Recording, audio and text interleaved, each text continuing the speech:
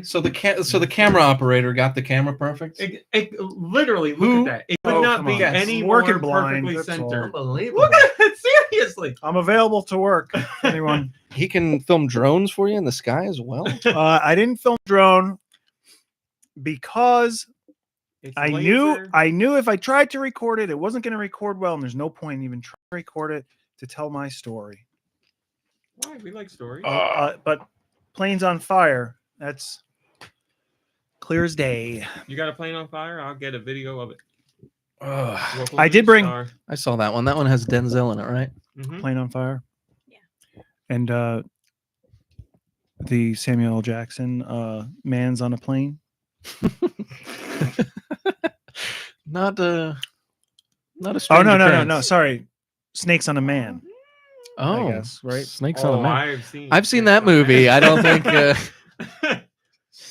All right. Let's do this shovel. You are set up. I did that. Okay. 3, 2, go! Nintendo Podcast. Webisode 966. The Revavroom Podcast. 966? Now, is Revavroom the one that sold in Cheeto form for $88,000? Did you see that? You know, it's funny. There's 2 people who talked to me about that this week. You are one. My dad is the other. Awesome. And it was not Revavroom. I believe it was Charizard, but that is not a top story.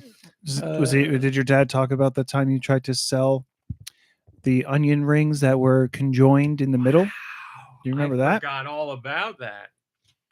They did not say. MomBrain, please. Of course.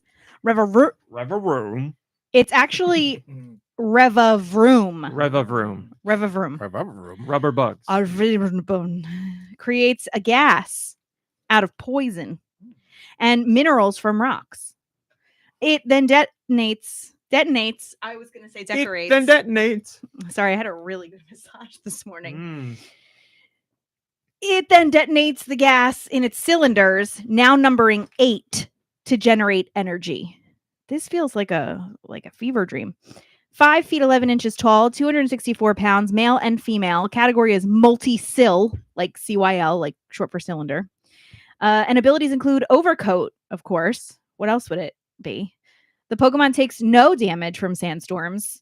It is also protected from the effects of powders and spores. Powder. So that's the end of the Pokemon section. Thanks, MomBrain. Speaking of spores, very quickly, I am officially up to date on common side effects.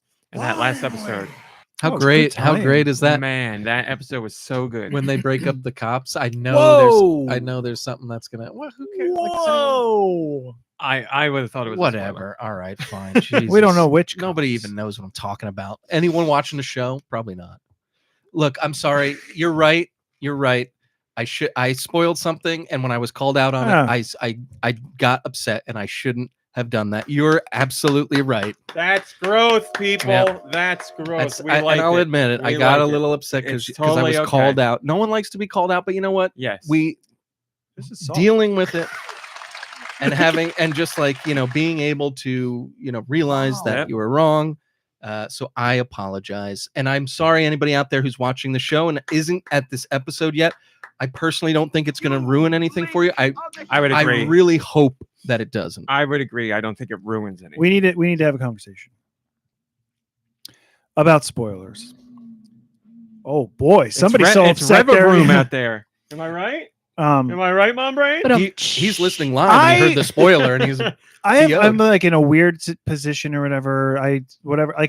Spoiler alert. I don't really like having things spoiled, but at the same time, I understand the grand scheme of things. It doesn't really matter that much. Like it doesn't really matter to you. To me. Like even if I still watch something and unless it's a huge thing, And everybody's huge and somebody else is small. Except mine are all huge. And mine are all small. So I don't know, but what I've noticed is like younger generations, they go and search out spoilers. Like they're watching like story like, oh, look, this trailer of this movie or whatever, and before they even go to see the movie or get to see the movie, they're watching story moments on YouTube and they're getting the spoilers, and they're like unfazed. You know So- why? Because I'm a boomer and I get upset, and they're of a new generation. No, it's I'm because part of that. Sure, we I'll have agree with that. nothing left to be excited for at our age. Who does? Lies. Wrong. And the children Excited have all so the much to time. be excited for that they don't need to hold on to little kernels and nuggets of hope and I'm excitement. excited all the time. That's I, true. I just Did you sleep last night, by the way? Not as well as usual. Why? It's true. Because you were excited? Maybe. ooh, Yep. what are we excited about? Go ahead. Blow up my spot. I went to the bakery today and brought back pastries and bread. for Because I Rummy. don't eat like I used to. I was like, ooh, tomorrow I'm going to have pastries from the bakery. And I had trouble sleeping because of it. It's true. I mean, in a way, it's really great. It's like you can have a Christmas Eve night, at what everyone else would consider Yeah. the Christmas Eve jitters, and you get them, for things that other people might think are simple. Yeah, I don't think I'm not mad about it at all. And I do like that about myself. But yes, it doesn't take a lot for me to get excited. Oh, you guys. Well, Have you- Anyway, sorry. Go ahead. no, I just I just noticed, and it's not all kids or younger generation. They're just the few that I have contact with. It's okay to say, right? Few that I know, and so they still have the excitement about it, and they're excited to talk about it or share the information, but they don't need to get the entire thing. So they don't need the buildup of the story and then that earth-shattering twist to happen. You know what I mean? They don't care about the rest of the story necessarily. It's like you just tell them something like, "Oh, that's something too." Period. Whereas for me, for some others, For me, it's like that build up, and there's a lot of things where we know like you can't have media anymore without a twist or like a shock or whatever. And so there's that build up, especially when it's done really well. And I love that build up. And I was trying to talk to them about it, and they were just like, whatever, I don't care. So, that's all I want. I just want to talk about spoilers because it's been on my mind. I don't want to say it's just young people. My mom, who is actually a boomer, she's big into like while watching a movie, she'll be sitting on the couch on her iPad, and you'll see that she's like reading the Wikipedia for it because she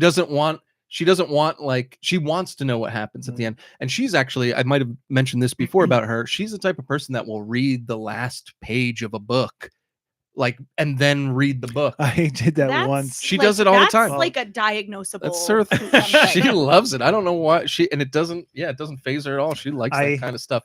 I think it's kind of tough because, then nothing's left to the imagination. But I looked at the last page of a book once just to see how many pages there were, to see how many pages I had left or whatever, rather than just look at the book and be like, oh. And he said, just kidding. Don't call me Ishmael. And you were like, well, that's gives away the whole story. And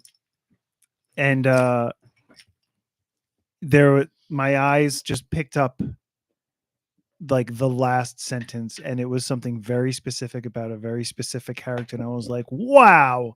Why did I do this to myself? You can't do that. You can't do that. Because I'm also I'm upset with myself because I do this stuff, where I tell myself don't look, and then I look, well, my eyes always go to what I'm not supposed to be looking at, I guess. Naughty boy. I went against something that I was doing before, and I started watching again recap videos just to get deeper into some of the shows that I like, mainly Severance. After seeing, nothing before. Just I'll watch the episode and then be like, maybe they'll shine some insight that I didn't pick up. But I enjoy that kind of stuff. But because my algorithm has been choosing this particular thing, it's a dangerous game. I've been getting like the screenshots of stuff Marvel related, which I haven't been watching because I want to watch those myself, and I haven't seen them yet. And the Captain America movie, in a screenshot, just like a picture of somebody who I wasn't supposed to know was in the film. Yep. And I was like, And I was like, that's like the screenshot on YouTube. Like, Yeah. why is that? Why His you name doing is in the that? title, Captain America. You didn't know? I can guess who the character was. Yeah. Yeah, it's a dangerous game. We were watching Traders, and we this week was the finale of Traders, and we were watching it a day after it came out because we were watching with family and a friend, and we were both Family afraid. and a friend. It's true, but It happened. well, this has happened. Worlds have before. collided. This has happened before. But- What? Continue. Now I lost my train of thought completely. Traders. Yeah, no, I know. Oh, and I was like, MomBrain, do not go on TikTok because we're both like on Traders TikTok, and there's a chance we would have had a spoiler on who was the winner and what happened at the end because we were waiting a whole day, and I was like on TikTok being very careful. I managed to avoid things definitely, but there were TikToks that came up where people are like, in the finale of Traders, I was like, no, and scrolling past, so I escaped. But yeah, that's stuff. I worry about that stuff all the time, especially with movies and TV shows, because it happens. I don't know how specifically the TikTok algorithm seems to know, like, I guess there's an uptick in that kind of stuff, videos related to those topics because the thing is happening in real time. And then it's like, oh, this guy is into that stuff, so let's feed him some of that stuff. And I've gotten things that popped up where I'm like, no, not yet. It's a tough balance because I also like to get other people's opinions of the things that I experience or watch. But if you miss a day or whatever, like it doesn't even have to be miss a day. Some people get advanced screenings or whatever, and then they start talking about them. They're not necessarily talking about like spoilers, but they might say something that is in line. I don't know. I saw like one image as well for the new Daredevil, and I was like, I was pretty annoyed when I saw it, but then I watched the episode and like it wasn't as prevalent of a situation, I guess. Prevalent. Was that? Sorry. But What'd yeah, you say? Prevalent. It's a stupid Howard Stern joke. prevalent. Instead of prevalent. Yeah, they had one of their. Oh, It's sorry, not am I even wrong? funny. No, you're not wrong. You Okay. were right. I'm Okay. derailing you. Yeah. Everyone, I'd like to interrupt this podcast to make an announcement. Bum-ba-da-bum-bum-bum-bum. It's Barnaby's birthday Yay! week. Happy birthday, Happy Barnaby. birthday, Look at that Barnaby. cake for a dog. Thank you, Josh. Caulk. Whoa. Cake is made of doggy safe ingredients: pumpkin puree, applesauce, natural peanut butter, frosting made of plain Greek yogurt, and PB. That cake looks like a nightmare, but not for a dog. It's got pepperoni candles. We need as well. pictures of him eating it.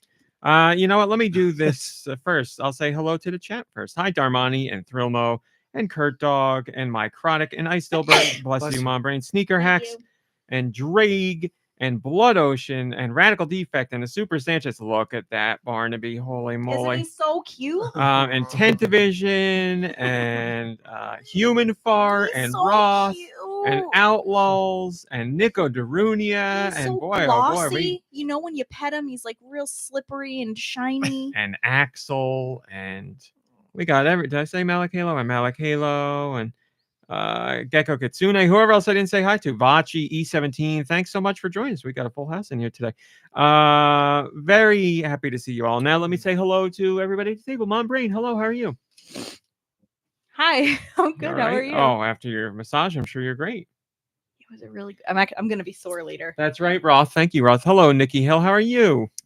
I'm good. Glad to be here. Hello, Deux. How are you doing? Oku, as Lube would say. Oku. The fact that he gets everything slightly wrong is, And he doesn't try, like, it's not a shtick. It can't be. yeah. It can't be a shtick because like the stuff he gets wrong is so complex. And no matter how many times you say the correct way or directly tell him that is wrong, he will never do it right. Just like when you get something in Fortnite for moving around, we call it traversal, but every time he calls it transversal, and he thinks that's the word. And we've said directly to him it is not. We've also just continually said traversal. It's transversal every time. There's something else this week that just happened. There was something great. Was that it an just actor? happened. It was It was an something. actor. It was something so good, and I kicking myself for not remembering it because it was like It was something it was he like wanted a to tell complex me, mix-up. right? Yeah. It was something. God, I can't remember. But yes, he always gets it slightly wrong, and it's just something in his brain that's the way it works. Hello, Are Josh. they filming the next Fast and Furious outside? Too Fast, Too Furious. Three Uh, Fast, Three Furious. Hello, Josh Grobot, my old college friend. How are you? Is this thing on? It is on, buddy. How you been doing? What's up? How's life? Hell yeah. Hell yeah, Bangin' and bangin'. hanging and banging, baby. Good to see. Good to hear from you. I'm feeling so great. Thanks for asking.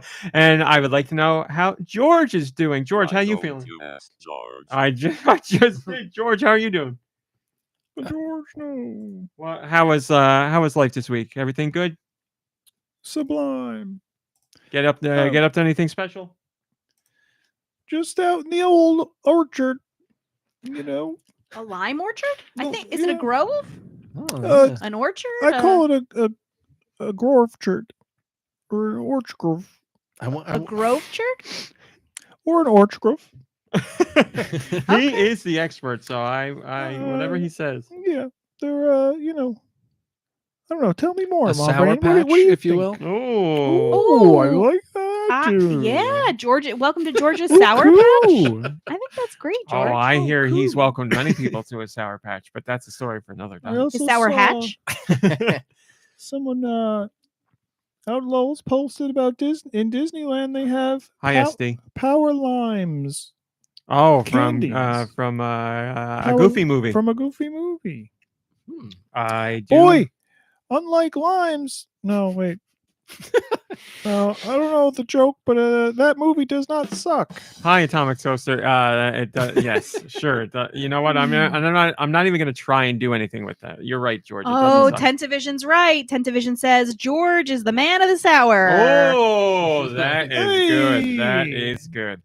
Hello to everybody. It's finally get recognized. There is there's other things I want to talk about. We were having a good conversation that we're going to get back into through. There we go. Thank you, Malakayla.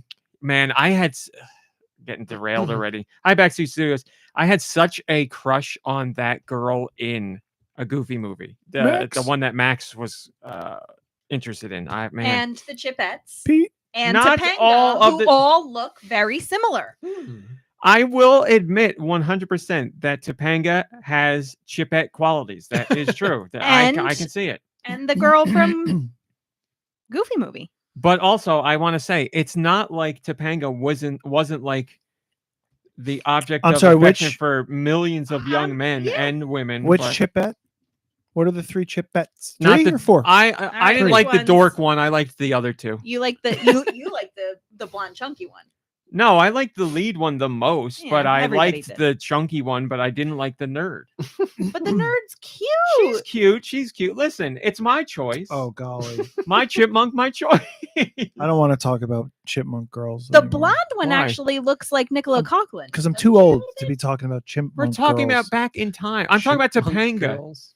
Look, I mean, there you go, Blood Ocean. Thank you. Yeah, come on. She was Max's love interest. And Topanga had a brown nose too, right? Because she was always kissing up to Mr. Feeney.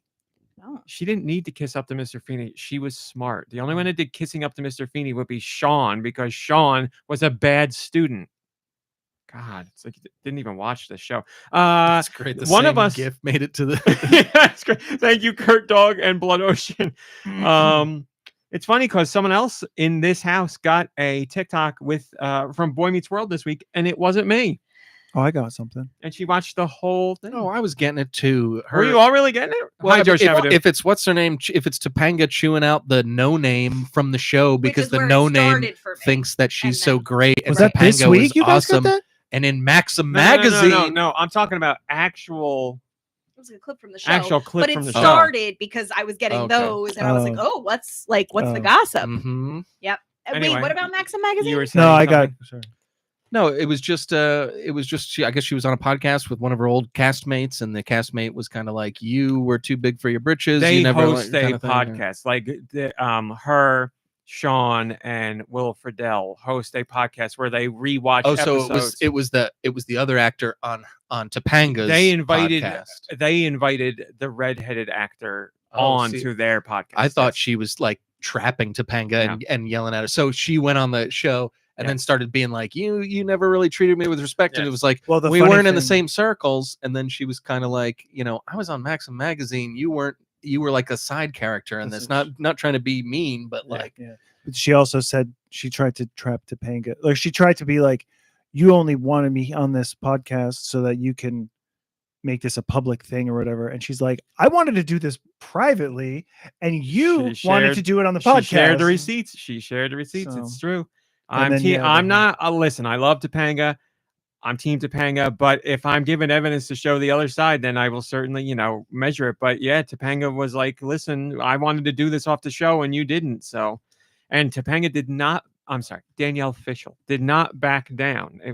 Listen, I don't listen to the podcast. I love Boy Meets World. I don't care about like listening to them rehash stuff. The only thing I ever cared about was when they had Urkel on because that was interesting. But, like Urkel. Whatever. Yeah, Topanga was, she was at that time. She was the love interest of many a young boy and girl around our world. Boy meets world. Boy meets Topanga. Boy loves Topanga forever. That's how it goes. Okay. Come on, who you had crushes on people when you were a kid? Of course. Well, name them. Put them out there. I just put one in there. I mean, I think my Christian sexual Bale. awakening was Christian Bale in Newsies. That's a lie. It was an American Psycho. I mean, it didn't start there. Because of the singing and dancing? No, I don't know. I couldn't tell you. And Because of What the- the hell because have of you the done, my slanging- product? and The then him slang as in the Laurie newspapers? and Little Women, And then you were like, Chef's Kiss. you're like, I deliver newspapers in Paperboy, and he can deliver newspapers in Newsies. and then He's got the mail and I've got the box. and then things got real confusing when Dear that Lord. music video with Liv Tyler She came said out. it as a kid, not me. Go ahead. The music That's it? video? Which music? You video? know, the one with Liv Tyler Oh, now it's happening. You live Tyler and who? in the With Christian Bale? no, the music video. Aerosmith video? Yeah. Her and Alicia Silverstone? Yeah, and Ryan then things or got Amazing? confusing. It was like Hmm. Christian Bale, and then like, well, hey, look at that. Yeah. Hey, look at that. And Hey, let's look at just think that. about that Would you too. look at huh? it? The- Yeah, it was They were confusing. young during those, right? Everybody I mean, was but young we because were we were younger. young. Yeah. Right. So No, I'm just not saying about that. I'm just saying like for the people who were older than us looking at that and being like, yeah, look at these two young girls. Yeah, thank God we got away from that. yeah, right. Right? Before we go more down this rabbit hole, and we will later because of other things we're going to talk about, I wanted to say something at the beginning of this podcast, and now we're 20 minutes in, but here we go anyway. Podcast is over. See you later, Her everybody. dog, I will talk about that in a second, I promise. As I've said in recent weeks on the podcast, I haven't really been playing games because I haven't been in a great mental space because of the state of our country. And many of you have SD, I see that. Many of you have reached out to me to talk about your similar feelings through email or whatever methods and all that. And I wanted to say, like, I have been like struggling for weeks now where I'll just like wake up and I'm like, I gotta do, like, I know what I gotta do for work, but I'm like, I don't have the mental capacity to focus on this right now. Like, I don't have the mental energy, or like my energies are being taken away by what's going on, and it's just a slog. I'm like, You got to yesterday call I was that like- energy back, baby. yesterday I was like, oh, the podcast tomorrow, I don't have the energy to do the podcast. And like, first off, I wanted to apologize if you've noticed any difference in the work or the podcast on the site, because I'm in a different mental space and to a degree that I've never really been before, but I'm still making it happen because it's important not to give up and just disappear. But I wanted to also recognize all of you that are feeling similar and have reached out, and we've shared words and all that. So it's an apology for if you're like, oh, the way he wrote that wasn't up to the usual snuff, or oh, there's something odd about that, or whatever, the schedule things. If you notice anything, I wanted to apologize and just explain that's where I'm at. I'm trying my best, and I'm trying to get to a better place, and it's very tough right now, but we're hanging in there. So hopefully, I think of things like, if I do the site well, I need money, obviously, but if I do the site and the podcast, then I know those are bringing people respite from the same situations. They're like, let me go snoop on GoNintendo and see what the news is, or let me go listen to the podcast and disassociate for a few hours. So that's that's in my mind when we're doing this stuff. Blood Ocean, bad gift to use right now. Blood Ocean. John Cena is no longer. That's right. We need Cody Rhodes. There you go. There you go. Well, WWE just put out a compilation today of kids in the crowd reacting to Cena's heel turn, I like saw holding a up little signs bit. and crying. And I was like, I didn't see the crowd one, but I saw like people were like filming their kids at home crying, and it was just like so heartbreaking. this was an actual WWE one with like cameras on the crowd. It was like whole families were like, there's a kid dressed up like John Cena, like the armbands, the hat, the shirt, like with the sign above his head, and just like watching it happen. You can see like a tear coming Is down. this- his is eye. this how he's It's like a planning to go Renaissance out? painting? Well, Or somebody gonna smack the sense into him? Maybe? it's a story. We got until Did you see the we got TikTok? until January of next year, February next year. So who knows where the story's going to take Did us? you But see the right now, TikTok he's of a bad guy. John Cena's his now future visits to Make-A-Wish kids? Where I don't remember which. It's a wrestling. Oh, it's Brock Lesnar throwing somebody in a wheelchair down an escalator. Well, WWE, this is a true story, trademarked the term Break-A-Wish. So they're Oh dear. That's I don't know amazing. what they're gonna do, Oh, but- that's gonna be so funny. But so that's where I'm at, and thank you for your patience and your understanding. And again, thank you poor to those of you kid. who feel like reaching out and talking. So I'll do what I can. Well, I think first of all, about your issue, RMC, I think I know what the problem is. You're too surrounded by video game news. You need to get away from video game news. That's it. You should check the news. The actual I should have news. clarified. All The of my actual news feelings is are only because really of video great. games. The state of our world with video games. I just have you read any regular news? Thank you, Malakalo. There it is. There it is. Radical Defect really like On it escalators. spoke to my soul by saying I'm powering through and finding maximum joy out of pure spite. And I can identify with that. I don't want to sound like I don't have any joy, because I do. Oh, and the other thing I want to say is I'm very lucky to have the audience that we have for the podcast, because much more than less, the audience aligns with the stuff we usually talk about and feels similarly. So I'm very happy and proud of that, because in my mind, it means we fostered a wonderful community. So that's great. We can agree and disagree on certain subjects, but on the grand scheme of things and the bigger points, it sounds like we're all on the same page pretty much. So that's awesome. But I'm also very lucky to have a group of friends that are like that as well. Granted, a smaller group nowadays, but the table not included in that. I'm very lucky to have people like Nicky Hill and Deux, MomBrain. You're not a friend, but it's still a friend. Whatever. We started as friends. Well, I do stuff with you that I don't do with my other friends. So there's either a problem on this side or there's a problem on this side. It needs to be fixed. We're willing to What, fix like it. when you go out to the bakery or something? Right. So that's one of the things you do with her that you don't do. Those? Yes, that's exactly what I was getting at. Buns in the oven. Oh, No. I was there dr- are no I was on- buns in any oven. I'm gonna tear up.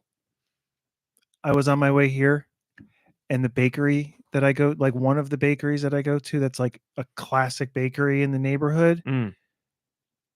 There was a cyber truck with an entire wrap from that bakery. I was just like, no. Yeah. I just saw a great TikTok of people who were taking their Teslas and like rebranding them. And so I saw a Cybertruck with Toyota like across the back, like you'd see on a Toyota truck.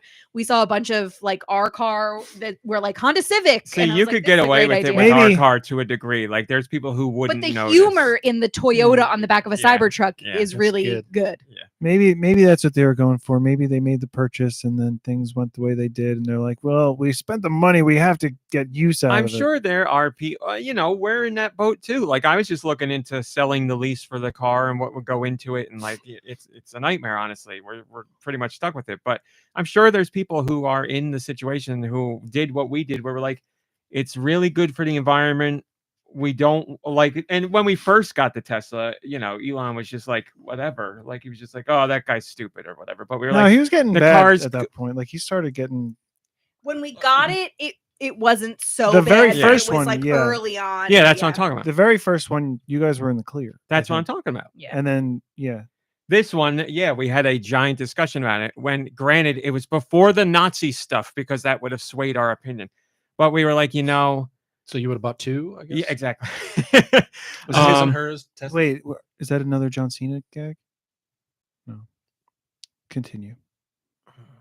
You not see me? That's what I thought we were going for. Okay. We were talking about it. We're like, what it does for the environment we believe in, and what it, as far as charging options go, that's important. And we were like, we don't like him. We don't like what he's doing, but the impacts of like him making the money versus what we do for the environment, we were like, Well, and also financially, like, we couldn't have done better. Yeah. Like we were, and then we did Which it, isn't and a then reason, like a month and a half later, we were like, we've made a terrible. Like if we knew everything that that time period went very quickly, Yeah. we But would things 100% escalated. not be a Tesla owner now if that was the case. right. And not that it's like an excuse, but also like, find me a CEO of a company that you're like, yeah, I'm behind them 100%. I don't want to do Arizona? that. I don't want to do that. There's plenty of companies that are Does bad. Arizona sure, ST but have a they're car? Their No. head guys are not there doing everything that Elon's doing. I Elon's agree. a much I different totally agree. situation. He's right. But like, I think I've said this before. Like I can get really like messed up in my head about like, using like spending money in places or on things I that know. like have an impact. And I understand. Yeah, it all sucks, but I just want to stress we recognize Yeah. how much worse it is with Elon. Yeah. I don't want anybody to think like after this we are 100% done with Tesla unless like he's completely gone, like removed from Tesla altogether. And I would still need to do a ton of research. Yeah, well, there's but no we reason feel- to not move on. we feel horrible. Like when we're out when I'm in the car, I feel like a monster. It's just bad. So that's why we got magnets on there to show like that we're not the horrible people that some You horrible should look people into that getting follow them. wraps. Get a wrap around. Wait, right that's now. right. That's what I need. Homer's car, the Homer. I need the Canyonero. I'll take one of those too. Or how about that Unexplained fires or matter for the course. that little car that guy was driving in that one episode? Is there something comical about my appearance? So that's that. All that stuff. All right, let's go to beep beep. Let's go to beep beep. Let's go to clickbait. Not too many clickbaits this week, but I was in the tub and I meant to look up music for today and I forgot. Clickbait 966. Oh, look at me. I'm proud of myself there. What country is this car from? It no longer exists. All right, here's your first clickbait, people. Nintendo sets worrying trend ahead of Switch 2 release date. Sorry, one more time. Sure. Oh, I thought I was going to burp. Nintendo sets worrying trend ahead of Switch 2 release date. There it is. Worrying trend. They're keeping all of the details about the system a secret. Yeah. That's good. Also, for the record, I smelled your burp. Was it limey? It Or was. Was it It smelled. kiwi-y? It smelled green. Yeah. Yes. We don't know yet if we're going to be able to download our content onto the Switch 2 that we've already purchased. I think I'm in line with MomBrain. Well, sorry guys, but you're all wrong. The worrying trend Nintendo has set is they removed a Super Nintendo game from the Switch Online collection. That's what they did. They removed Super Soccer, and that's a worrying trend. Although, call me crazy, I don't know that I'd call one game a trend, but I'm sure another game will be removed at some point. But still, a little bit of clickbait in that title. Yeah. Go ahead. No, it's unrelated, so we'll keep going. Nintendo Switch gamers surprised with major free download. I bet you it's just like a software update for the Switch. I'd say it's a like a wallpaper. I was gonna say Ooh, a that's wallpaper good too. one. That's a good Yeah. Good guesses, but this is about Nintendo offering a 14-day free trial of Switch Online, which is something they offer almost all the time. Wait, what was the headline again? Then? Nintendo Switch gamers surprised with major free download. What? Yep. So I That's would argue that's not terrible. even Newsweek. a download. Like you're not downloading anything. You're just getting a free trial of Switch Online. Well, you have to download it though, right? Do you have to download Switch Online? No. Switch Online, yeah. What do you got to download? You tell me. Switch Online is like if you want to play. Switch Online is their paid service. That's it. You So don't if have to download anything. No, if you want to play like the If you want, NES, sure, download then a that's a separate game. thing. Yeah, you can pay for Switch Online and not download anything. It just gives you access to online play. Like there's certain games you need a Switch Online account to play online. Gotcha. Final one. Mario Kart fans divided about controversial map being a new game. This is by far the most clickbait one. Mario Kart fans divided about controversial map being in new game. Oh, there's probably like a Diddy Kong house party or something map, or a Diddy Kong mansion map. Okay. Controversial. I get it. Yeah. All right, not Diddy's that funny. very Sorry. controversial right now. Ooh, that yeah, was- but that's a very clickbaity kind. I like that. I thought it would be all right. I but like that. I mean, I feel like it's just something apparently making an sexual assumption- assault's not funny. making an assumption off of that very short clip we saw in the trailer, and how it's like a desert race, but there's no actual map that we've ever seen for it, and it's not really controversial. But go ahead. I'm gonna say it's a repeat of a map from another game, and they're mad that they're not getting all new maps. So you're partially onto it. You're definitely. Have they announced getting any some- maps or anything for a new game? That's the Now thing. that we know for a fact, they have not. They have Right, not that's announced why- anything, so we don't know any of the tracks that will be in the game or won't be in the game. Mario Kart fans divided about controversial map being in new game. This is about people wondering if Baby Park is going to be in the new Mario Kart game. Wow, that's funny. I was gonna say Baby Park just for fun, and then I looked in the chat, and Radical Defect is also saying Baby Park, but I didn't know where to go from there.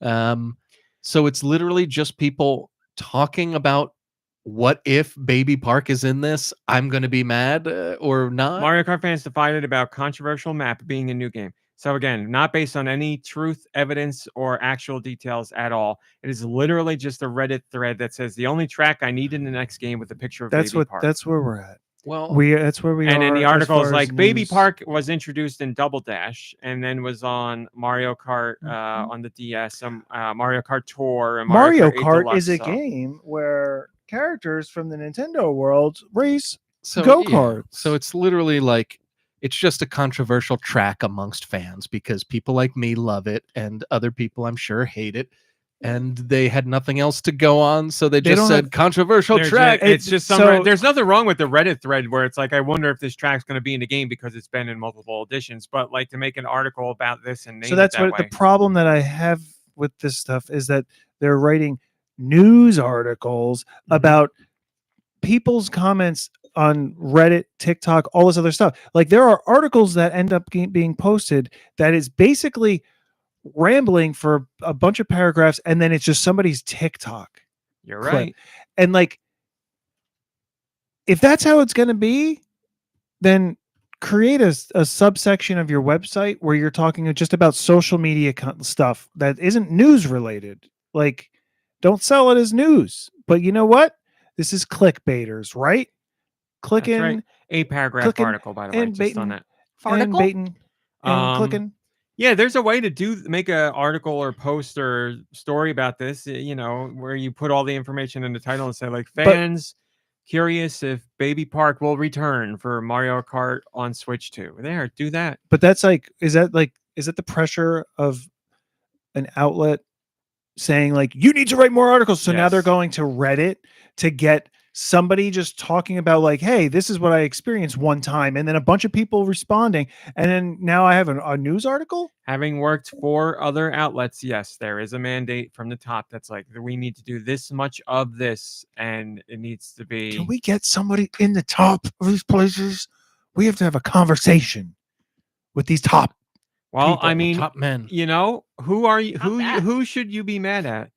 The people at the top of these outlets, sure, or the the reason why they make these mandates, because people read these articles. Both hands are dirty here, so I don't know what to tell you. If people Two dirty hands. if people didn't read it, then these articles wouldn't exist. But people are clicking it. They don't know. We don't know if they're reading it. They're clicking it. All that matters because is of the the clicks. headlines. Yeah, all that matters is a click. Sure. That's what they want. It's So- free. And to be fair, how many Bader's times? gonna bait. How often? That's right. Bader's gonna be. How often do you click through on Clicker's like gonna some click. Facebook post or whatever? I don't. Yeah. If I see it and it's like, this doesn't sound right, I do a Google search for it, and then I click the link for exactly what they're linking to through Oh, so Google. you do it anyway. Yeah, so I spread that ad revenue. You know. So give it to Um, Facebook and Google and the site. No, most of the time I laugh at it and go, "That's ridiculous." Then other times I'm like, "Let me check the comments" without clicking the. Did the they link. make this giant dog out of bread?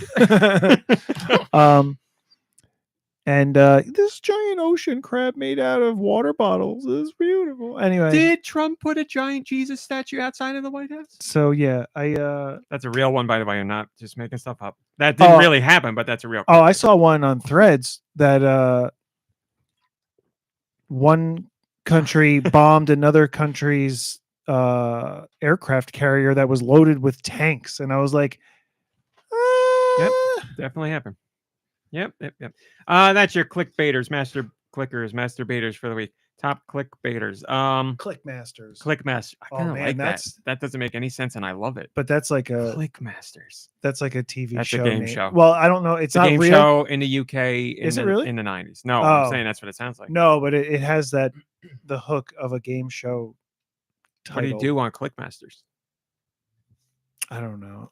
You're the fastest one to do those captcha things. No, two people have remote control, like universal remote controls, and who can change the channel the fastest. I don't know.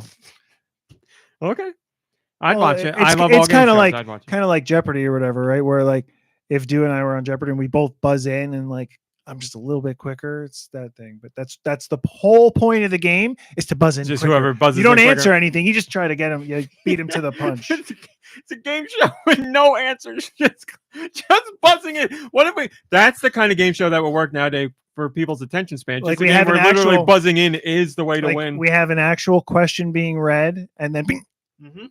but no answers being given. This person pressed the button the fastest. So it's like, yeah. Wait, I didn't know that. I didn't we- know that was a question. We'd get that, and Germany gets trains with ping pong balls, and Oh yeah, They that get it was- way better. That was cool. man, that's good. MomBrain, Yes. did you know that you could join the GoNintendo Patreon For $1. for $1? Something's funky here. Oh no! Try it Let again. the Hit me record again. state that was not me. For $1. Here's what we talked about this week on Patreon, as we already hinted at. Cena's heel turn. I feel we're removed enough from the event that you probably know.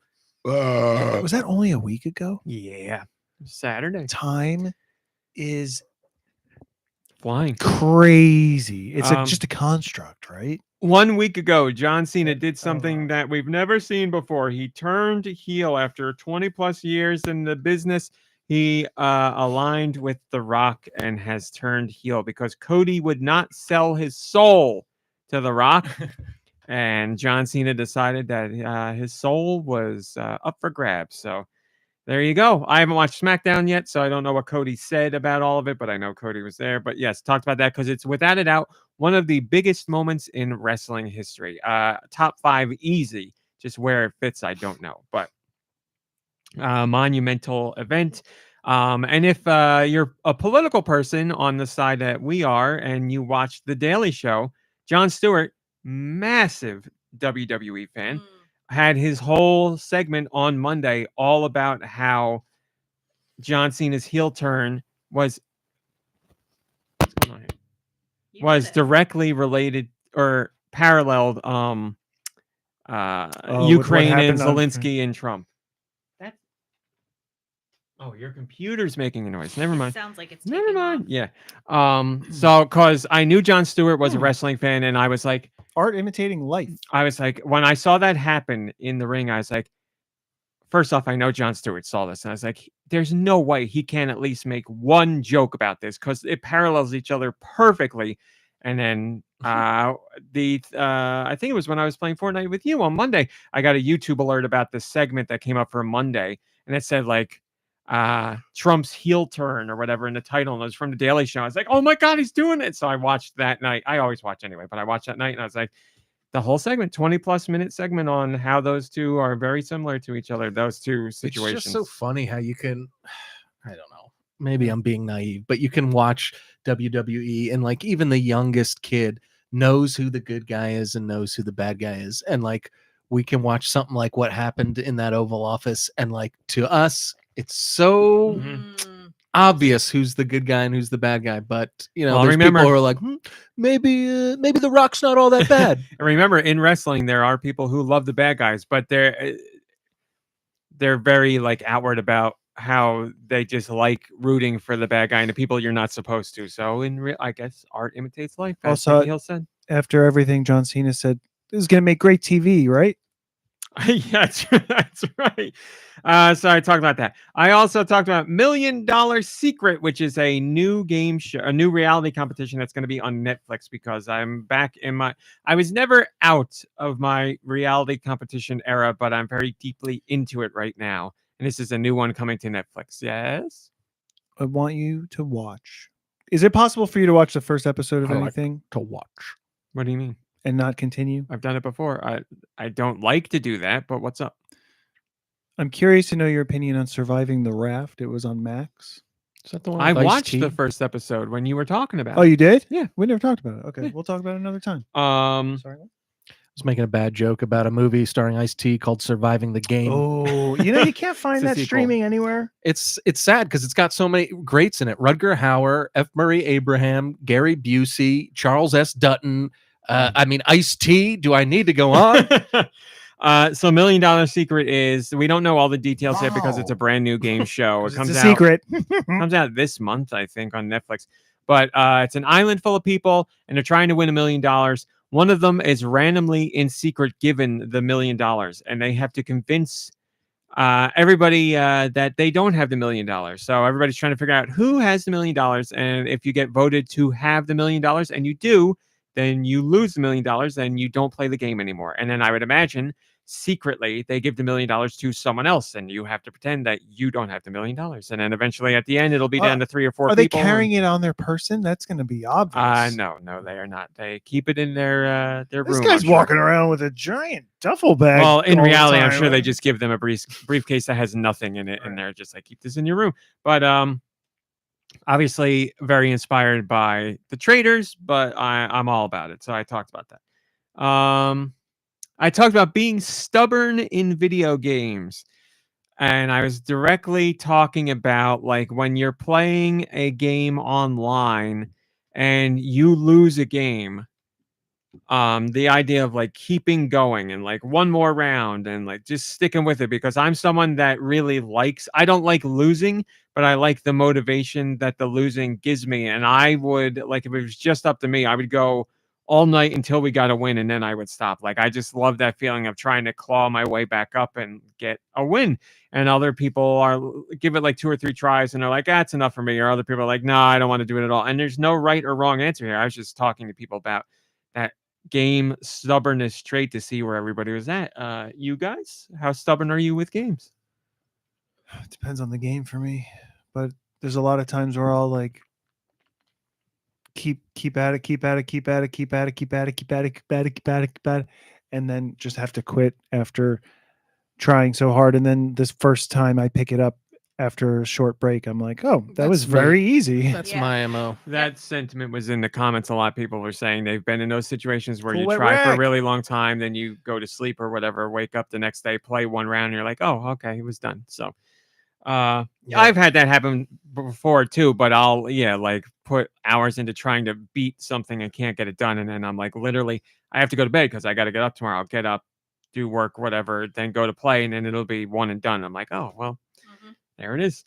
And there's something to that. There was a whole study about that, about how it's not like how it's a real thing. I forget all the details that went into it, but there's a study specifically about that. And it wasn't just about video games. It's just about anything you're struggling with. Usually like a 6-hour break, especially if you're sleeping, if you go back to it after that, you have a much better chance of a success rate than you would if you kept going the night before. So there's something to it. Yeah, 9 times out of 10, that's me. I will play. I don't beat my head against the wall for very long. I get very frustrated quickly. So if I come to a boss that I can't beat after a few times, I usually take a break. And then the next day, it's funny how often it'll be like the first time you did it. I do have one video game memory of playing was it Dracula X or Castlevania Dracula X, or the one that was Hi, Solomon. the one that was only released Rondo in of Japan. Blood? Yes. And when we first got that, Hi, Laxter, and it is, yes. I was that on the Wii? Is that where we got that, or did we get it on the Switch? Yes, Wii Virtual Console. Yeah, on the Wii, and I remember playing this one level, like a late stage level, and the checkpoint was ridiculous. It was like halfway through the level, so you had, if you lost at the boss, you had to keep going through this like tough level. And at the very last candlestick before the boss had like the cross, the holy cross in it. And the only time I came close to beating this boss is when I had that cross. So every time I'd play, I was like, make sure you get this hard jump, get the cross. And then like, and I was like, fine, one more time, no matter if I make it or not, and I'll just save it and take a break. And I made it to the boss with, first of all, I missed the candlestick that I wanted to get at the end. And I had literally one hit till I was dead. And I was like, well, I mean, this isn't going to work. And I literally made it to this boss. And it was like some other being took over. I was like Neo in the Matrix. I was like backsliding, backflipping over, like the things I was doing I didn't get hit once by this boss, and I beat it. And it was like, if only I had the ability to record this, because this is the greatest, maybe next to like my Broforce video that I have on my Deux View channel, which is, to be honest, nothing compared to this Castlevania win that I can only talk about and hope people believe me. But it was amazing because I didn't have the cross, and I'm like it was all about dodging. See? It was amazing. It was like that. Have you ever seen that? I'm sure you have. The Street Fighter video where the guy blocks like 18 Chun-Li things with like one hit point left and win, and like the room like explodes. I felt like if I had a room around me like that, or the one where like all the kids are around Fortnite and the kid like jumps down and shotguns the guy like right at the last second, and everyone just goes nuts. Or the one where everybody's rooting for that Fortnite win, and the guy wins, and then you see that's a dog playing. Silent Hill 2, right? Is that But see, I think you put a lot of faith in that holy cross. I was like Dumbo with the secret feather or the magic feather. Oh, I do. And so that was my favorite as a kid. And so my favorite Disney movie as a kid was Dumbo. Yep. Isn't that pathetic? No. It's kind of like a slow kid. I was never like a bright kid. No, but it's also like Dumbo makes me feel sad just thinking about it. It's really very sad. And then all I can think of is Big Bird as the bluebird of happiness, and Follow That Bird when he's so sad in the cage. I don't know why that's Dumbo adjacent to me, but like his it mom's just makes me when his mom's trunk is like cradling him through the bars of the. I mean, forget it. You know, no one. I don't blame him for getting drunk in the next scene. I don't know if I ever got emotional. Which I didn't know was. I didn't know. I was like, why is he getting drunk off of ginger ale? That looks delicious. Oh. I don't. So the clowns are like pounding beer. I never understood any of that. It's amazing. I don't think I ever knew that.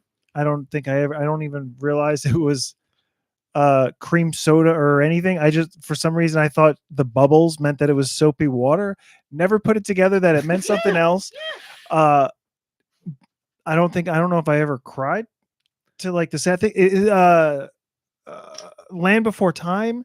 People talk about that. I'm like, oh yeah, I guess. I watched a preschool teacher in the beginning of that. I'm like, I'm just so passive, and I'm just like images flashing in front of my face. This is all.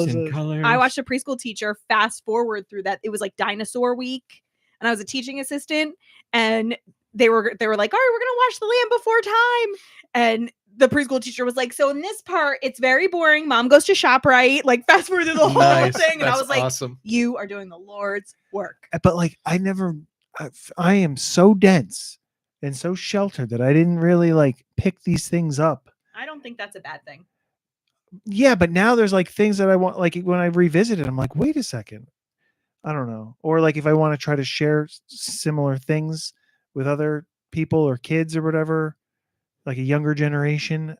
I don't know that I don't think about these things, and everybody else is so on top of it. I'm just like, dang.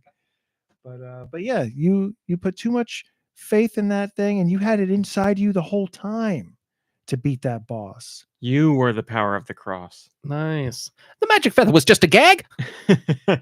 Well, there you go. We talked about that stubbornness in games. I also talked about, let's try and keep this spoiler free, but I know there's eagerness to talk about it. I talked about Daredevil Born Again, which the first 2 episodes are out right now on Disney Plus. Nikki Hill, you've been waiting to talk about it.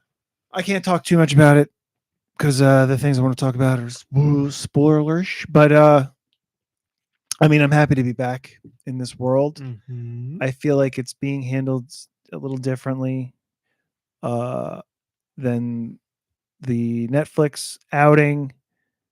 I'm a little torn by it. Like there's some things that just seem a little off, and I don't know if it's just like the computer generated stuff or if it's actually done live and then touched up with graphics or computer imaging. So things are just a little, I can't explain it. It's like Uncanny Valley, but it's not Uncanny Valley.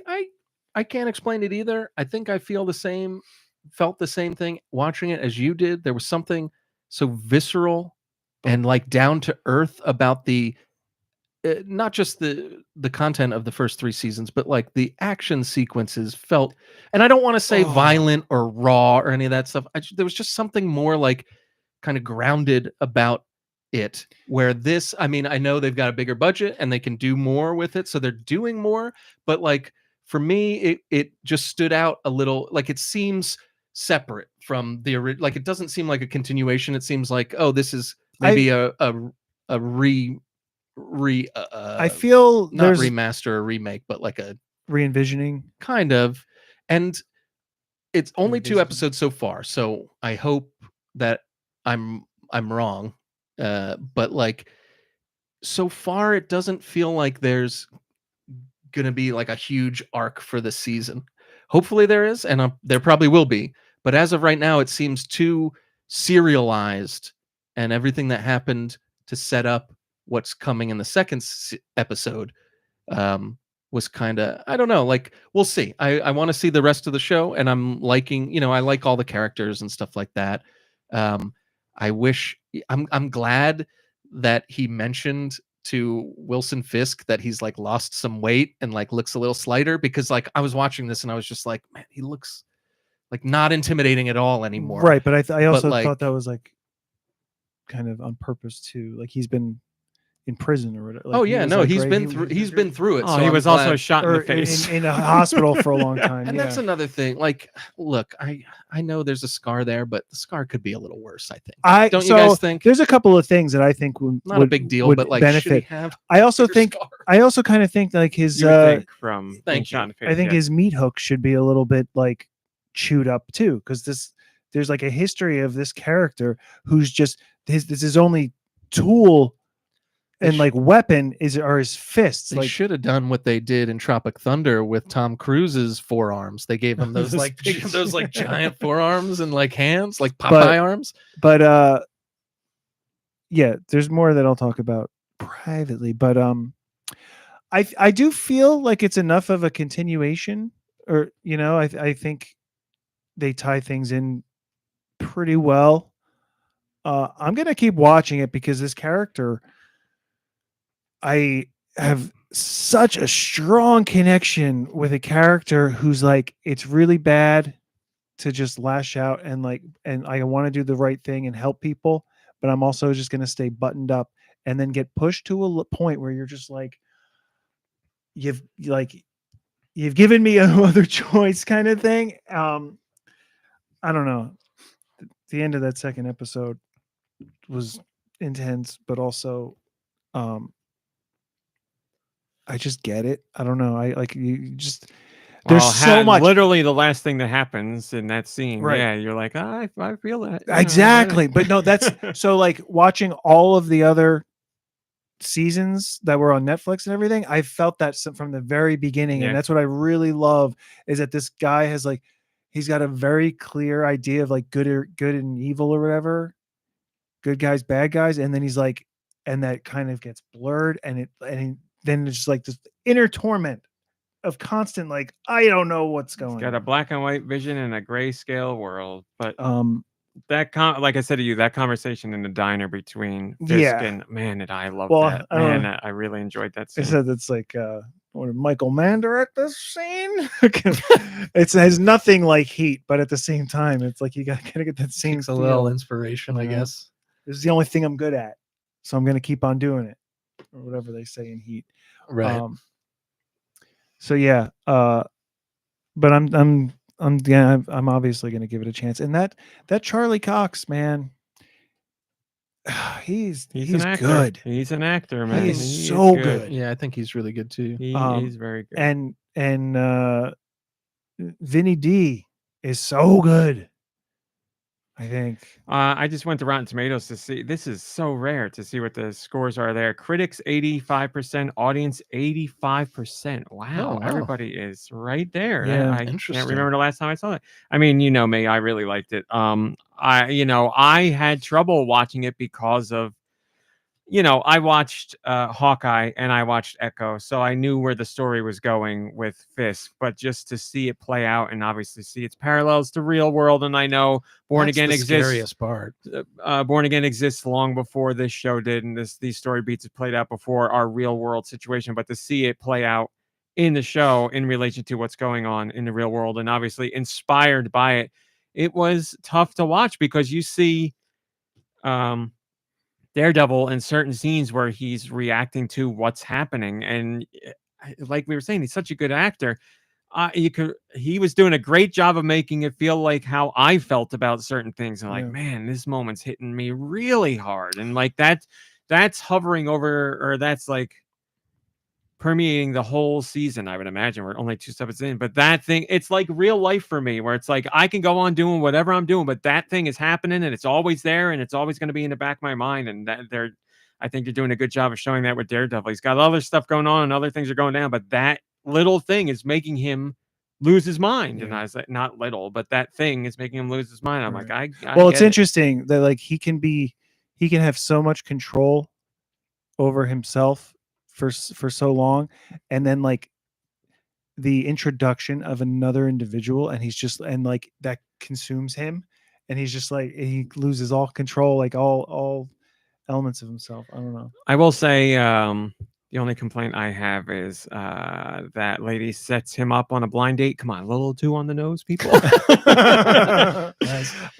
My complaint was Foggy's glow up. What the heck was up with that hair and that beard? Get it out of there. We want Foggy to look like a Dorcas. We don't want to be attracted to Foggy. It's been 3 years or something. Just that opening scene of them like walking down the street and being buddies, I teared up at that, like, because I was just like, they're back, like this is great. That's like the three of them back together. It's like me with like every show I watch. There's always moments where I start to tear up because these people, places, things, stories, whatever mean something to me. So there's like there's also the like the connections to the prior seasons or prior seasons of Daredevil shows, whatever the other series. You got to watch so we can talk about it more openly. So one of the things that I really loved about the Netflix one was the color contrast and just the way they used like the reds and the yellows and everything else in their surroundings, and everything was really dark. The scene, I just love that. The scene, he's cooking at night and he's all the lights are out and it's dark, and you're just like, of course. I was thinking that while I was watching this season. I was like, yeah. But then like there's other things where like they're out on the street, and I feel like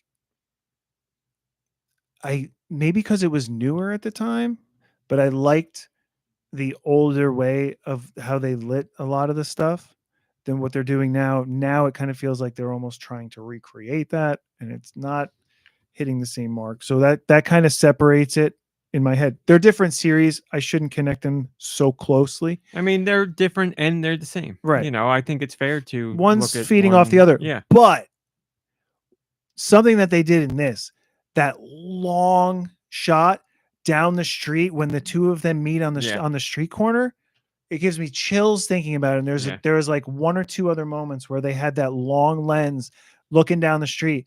I don't even know how far away that camera was, but that shot is incredible to me. Yeah. And so I mean, those elements that just the craftsmanship in that, I think is great. yeah, there's people involved in the show that are interested and capable of visual storytelling, without a doubt. But the problem I have with all of that is that it goes up against something like it's screening at the same time as Severance, and like I can't separate my brain from that show.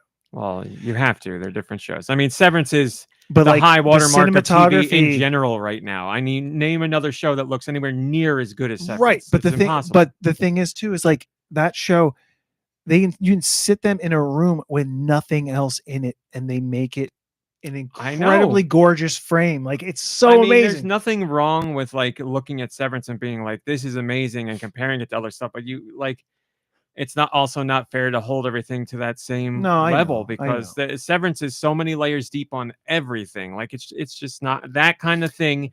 Is a magic scenario of everything coming together, and that's just not going to happen everywhere. I watched a video, I think it was on YouTube, of somebody breaking down the opening theme song in a different way than I had seen before, and how the chords go from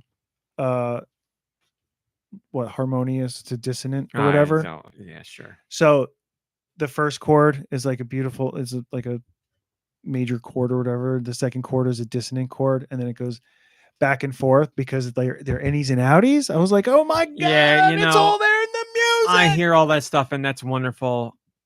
I don't know if that's really the intention or if that's people just reading into stuff. Like, I don't know. It's fun to think of that stuff. I'm not saying it's not fun, but I'm also not saying that's what they thought of when they made it. Right, but because there's been plenty of instances where people are like, this music in this movie means this and this. Do you see how this song? And then like the composer comes down and it's like, this was something I made for another movie that didn't get used. Like, but I'm not saying that's not the case for Severance. We don't know. You need an interview with the composer. I saw a TikTok recently where it was like, Ben Stiller named his 5 favorite movies, and The Conversation was one. And here I was watching The Conversation, and here's a clip, and it was like a clip of Gene Hackman from the movie, and the soundtrack comes on, and the song is like, if you closed your eyes, you'd be like, "This is the Severance theme song." I mean, it was almost perfect. And he was like, "That can't be a coincidence, right?" And see, I watched that clip today too, and like I heard the first couple notes, and I'm like, "Yeah, it starts like Severance, and then it does its own thing." I was like, I get maybe an influence there, but I was like, they're completely different songs, but they start out very similar. So I don't know.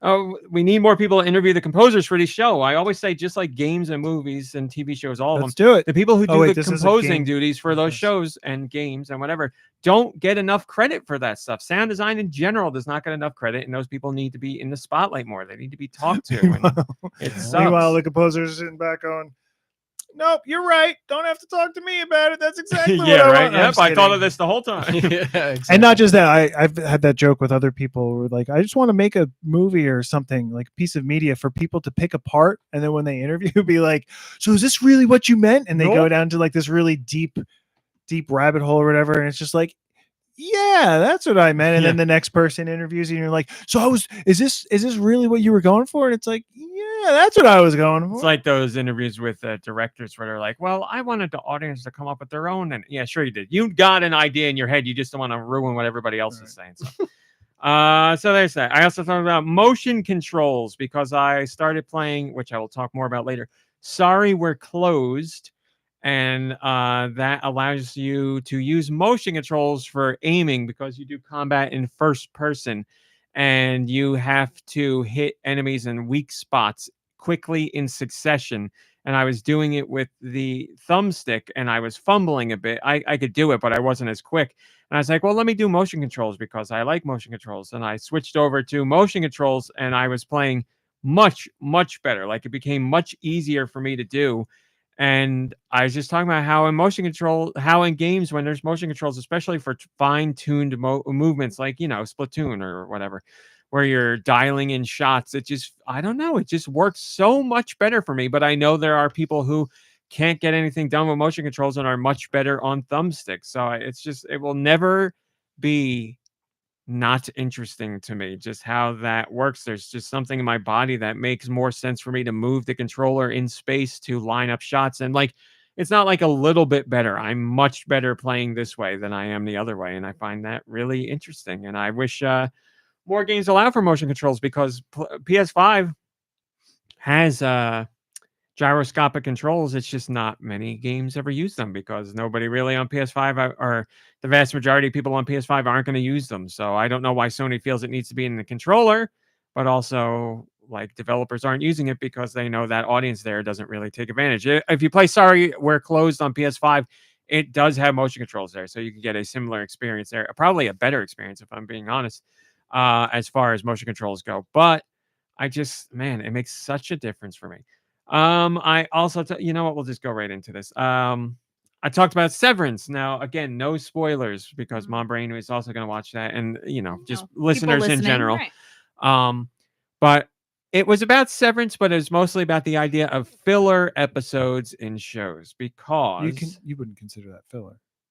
me personally, no, but the Other massive people, pushback is people think it's filler. Now, as an anime fan, I'm very familiar with filler episodes because I hear about that all the time. And there are a couple anime. I've watched a lot of anime. There are a couple anime where I'm like, this has some filler.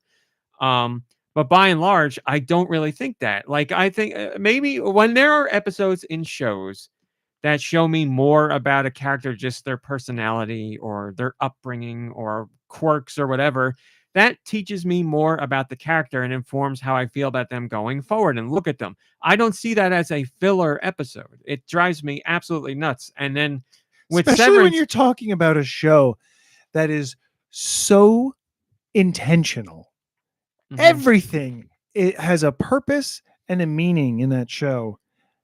Do these people really think that they really they do. just like blew an episode on They nonsense? really do. And what So we're drives talking me- about the latest episode of Severance in particular, guys. So whatever. Episode Episode 8. So Yeah, what drives me a little crazy about it is like they're so quick to be like, oh, filler episode, backstory. We don't need this. What is this? And it's like this particular episode had so much interesting stuff. I Yeah. mean, we learned so much, not just about this character, but about Lumen as a whole, In and my- like what's going on, and in like my- who invented Severance. Like we learned all that stuff. in my post about it, I said episode 7 we learned a lot. I would argue in episode 8 we learned as much, if not more. But Well- it's not like spoon fed. yeah. Not at all. There's That's what one kept line me of dialogue. engaged. No, for you.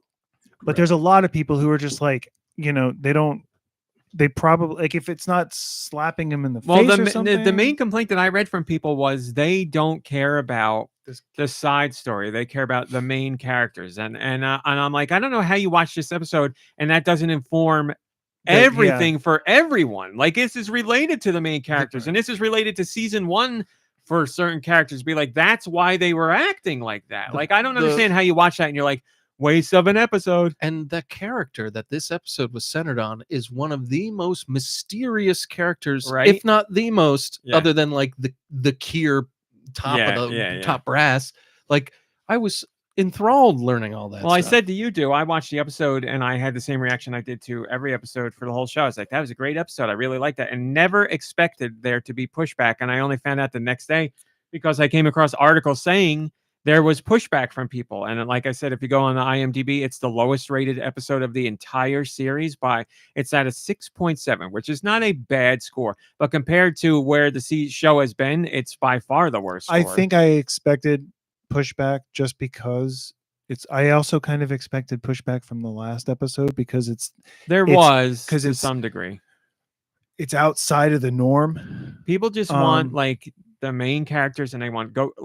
Right. We need to go. There's Yeah. no like if there's a story element that is off to the side, or there's a story that looks back on things, people are like, this isn't moving anything forward. Let's go. And Right. I'm like, how do you watch this? And that's the thing that's most crazy for me is I don't get how you watch Severance and feel that, because I feel like, how do you watch this Wouldn't show you be and bored think that? immediately? Like Right, if you exactly. felt that way. I don't about- understand how you could ever watch all of this show so far and be entertained and get these episodes and be like, waste of my time. I'm like, I to be completely blunt, I thought better of the Severance audience. I thought like the people that were watching Severance were watching for all of it, rather than just they want to see what's going on with the main people. And like I said, what happens in episode 8 is directly related to the main people and so much other stuff. But RMC, question for you. So we know that you famously disliked the episode of Ted Lasso where he allegedly, he actually doesn't do drugs. So there is actually some ether huffing in this episode. Your thoughts? My thoughts, yeah, it comes from, without getting too much spoiler territory, their childhood. They were indoctrinated. That's so, right. Yeah. Ted Lasso, I was like, oh, drugs. And in this, they're like, He could've hey, been let's doing do drugs some at drugs. Remember, like we did back in the old days when we were indoctrinated and had horrible lives. And I'm like, yeah, okay, that makes sense to me. I get it. So totally fine with that. Also, she's not, that person is not pretending to be like the best person in the world. So Ben Stiller was in Be Still. Permanent Midnight, which was the story of Jerry Stahl, P-Mid. who was a writer in Hollywood, wrote sitcoms and stuff, worked on Alf. Jerry Stahl is in this episode as like an extra, I guess, or something. Well, he's been in a lot of Ben Stiller's other projects. It's just like funny that like he's in this episode. Also considering his past, and then he's one of the townspeople, I believe. Spoiler alert, episode 8 reveals that Alf is the head of Lumen, by the way. So, hey, Willie. Hey, Kier. So, yeah. He severs cats right before they're eaten, so they don't but yes, I was very surprised to see the pushback on that, and it made me question the people that are watching the show. I don't think there's anything wrong with people having opinions about shows, and if you feel that way about this episode of the show, that's fine. I'm a little befuddled by it, but it's fine to feel that way. I'm just surprised. You make a really interesting point about how did people make it this far to get upset at I'm this boggled episode, because it's like, if you didn't like this episode, how did you like any? Like, it's all what so were you looking at? Deep lore, interesting. Like, I think that's all that mattered was you all could the see is slow if you don't understand. I think all the episodes focused on the main characters more or I think what less, and they're people probably were looking for that. more upset though too that like 2 episodes ago we had a cliffhanger, and then they have to wait. They had to wait an episode to get information. Yes, and the episode prior to this one didn't touch on anything, and they're like, well, now this next one, because there's a flow to these series too when they're putting them out, and we're also used to streaming and binging things where you can just go to the next thing and not worry about it, and now you're being asked to like pace yourself, take it easy,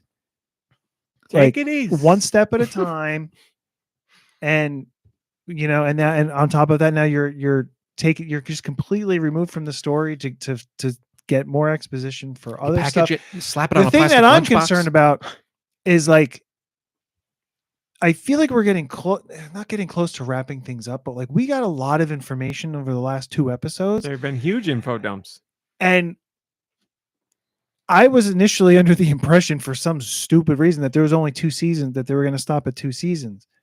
But now that they're talking about like more seasons, they're writing the 3rd season right now. I don't know where we're going with this. Like, we you know what I mean? What do we got? 2 episodes? It leaves me both like concerned and excited about what comes next. I love that. I feel like we're getting stuff, you know, like it doesn't feel like they're milking it to get another season. Like, if we're getting information and there's still so much more under the iceberg. I just don't like, well, what else? Like, there's like, it just makes me more, not anxious, but like I just anticipate it more of like, this, what's happening? Also, I gotta say, it's TV 101. For as much as Severance is doing some amazing stuff, in any TV show where something absolutely massive happens to a character and their fate is left questioned, you know there's a really good chance the next episode is not going to show you what happens with that person, or at least part of that episode is not going to show you what happens with them.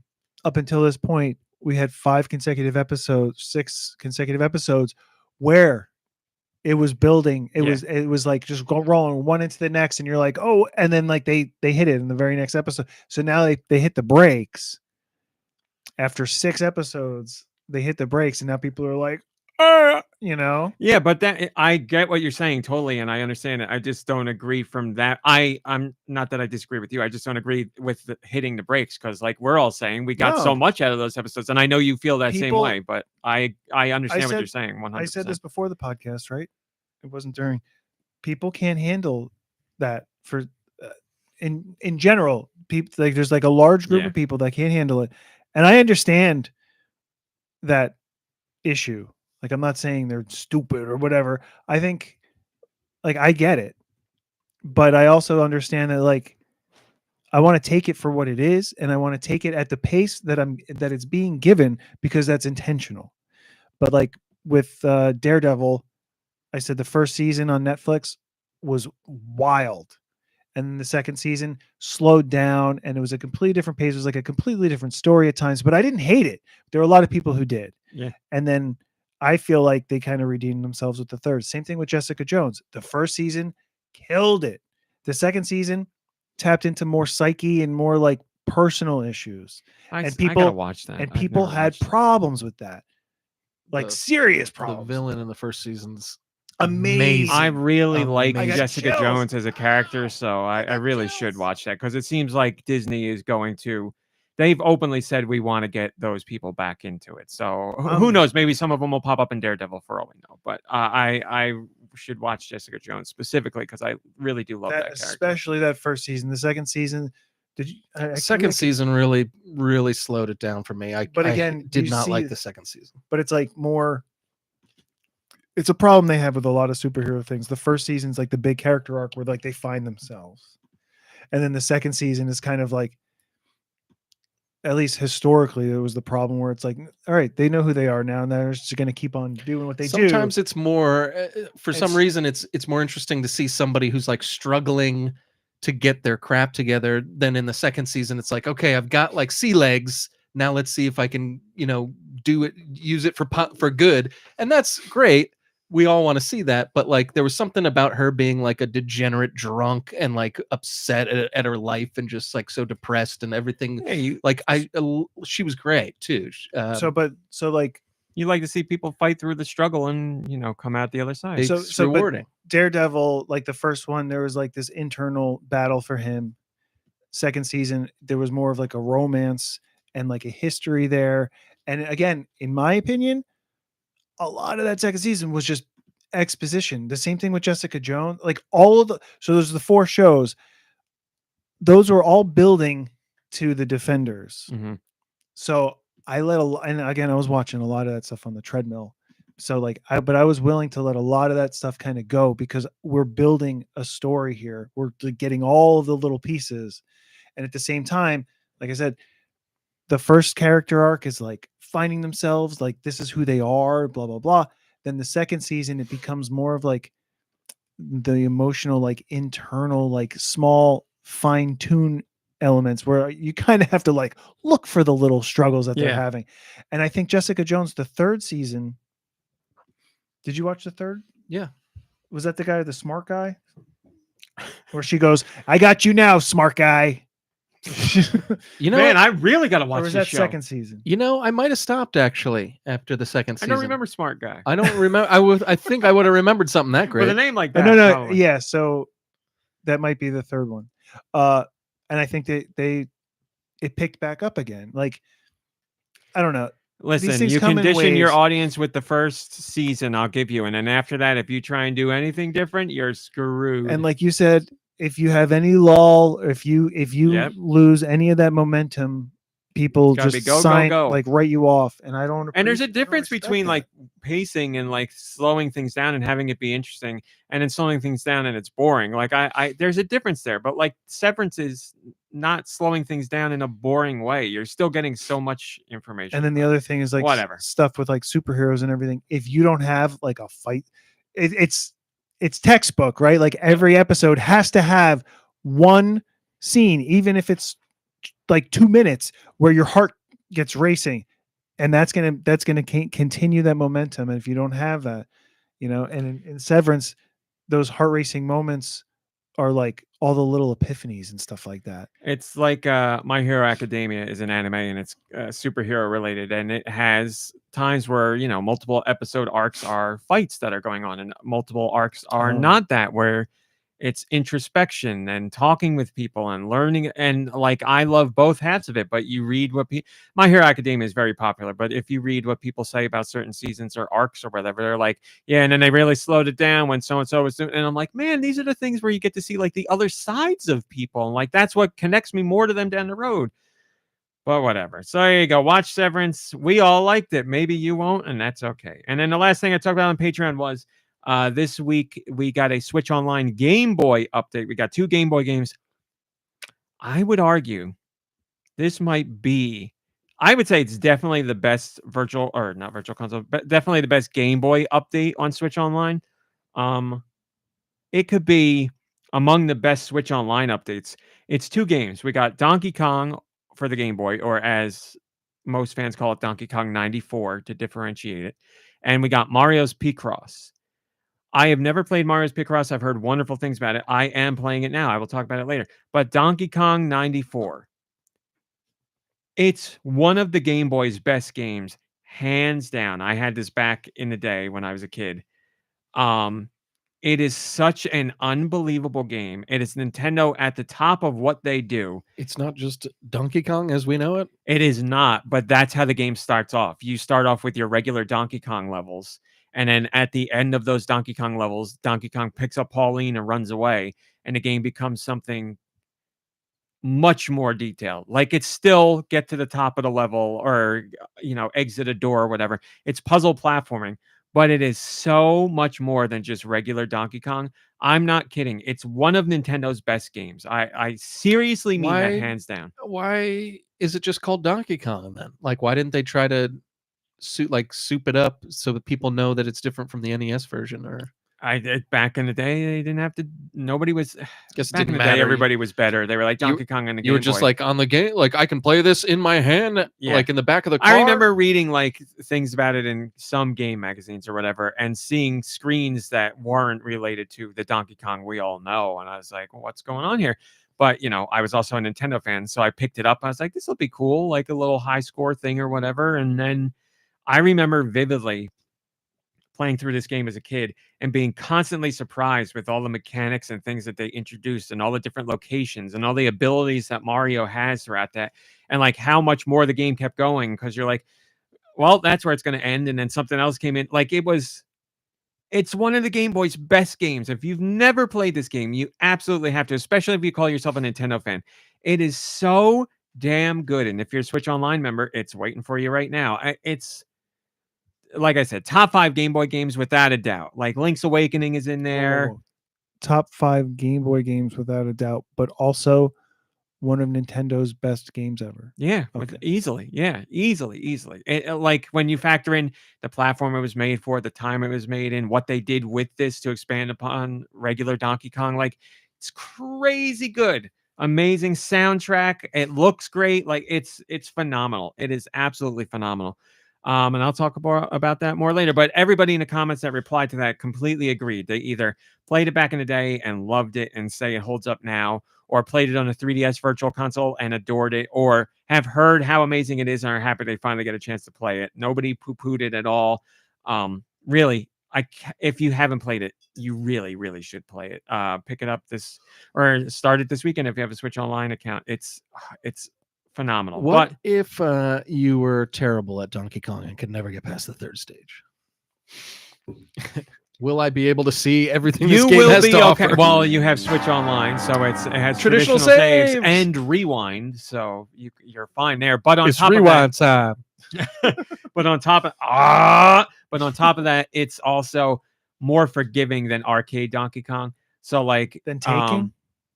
Than Taking, yes. More forgiving than Taking. You falling far doesn't kill you where it does in the original Donkey Kong. And jumps are much better. Like, the first stages are regular Donkey Kong, but it plays much better. So you should be no problem. And then, like I said, rewind and traditional save, you'll be set.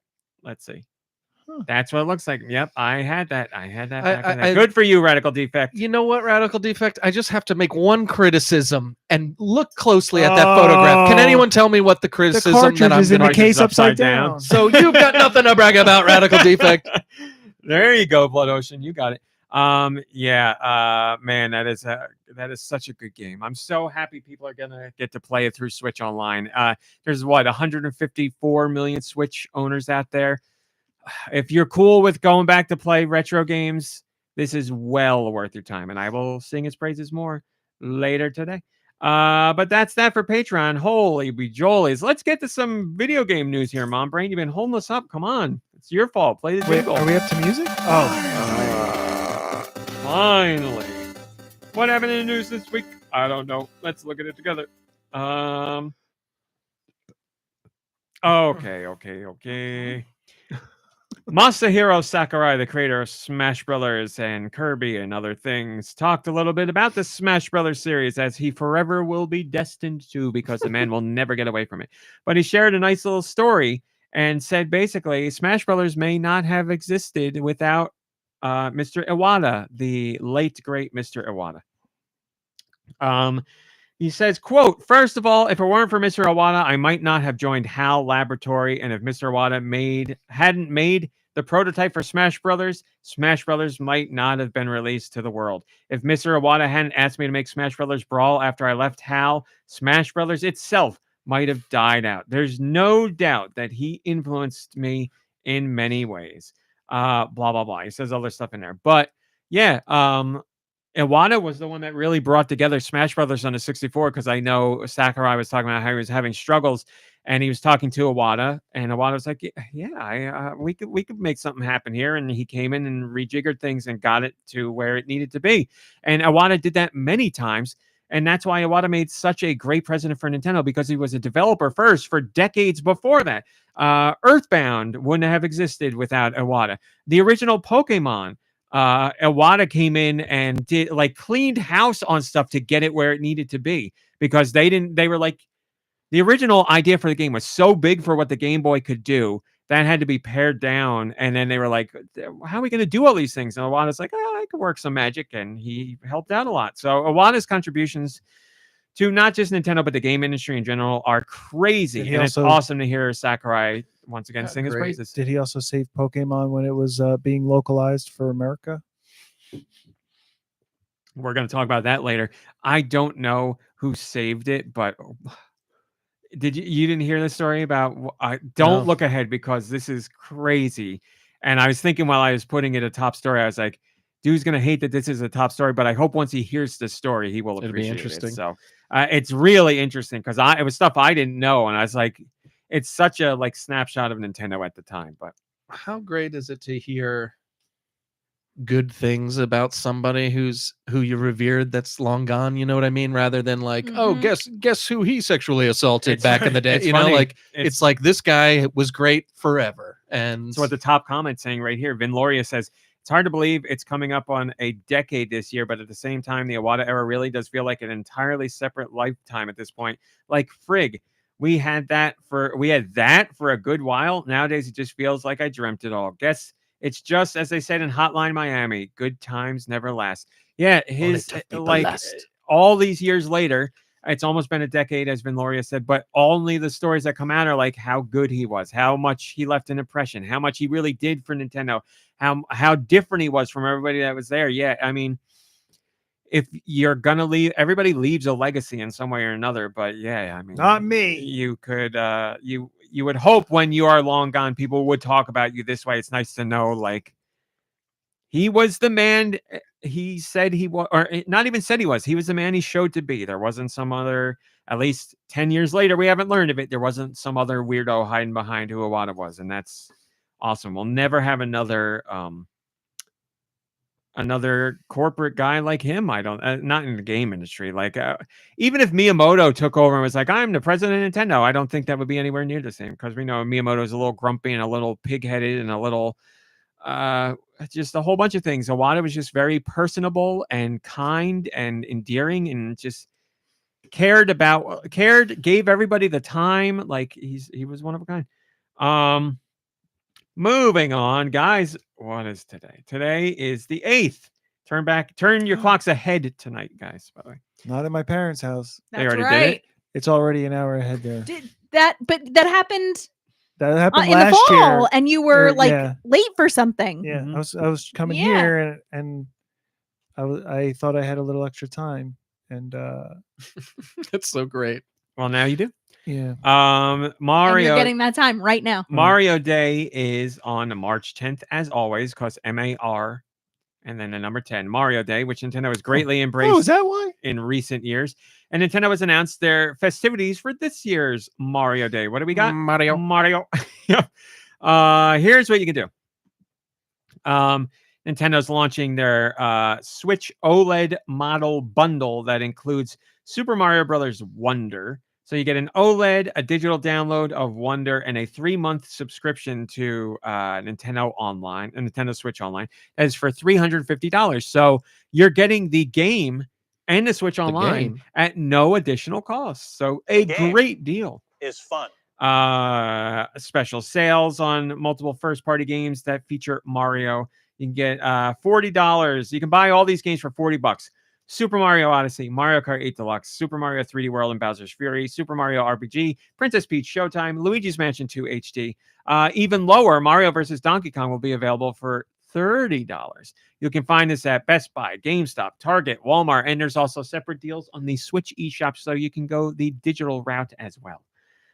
Continuing on, Nintendo is finally doing what they said they would a long time ago, and it got delayed. What's wrong with you? Finally. You meant I to was finally. trying to do a little something Okay, different. sorry. Finally.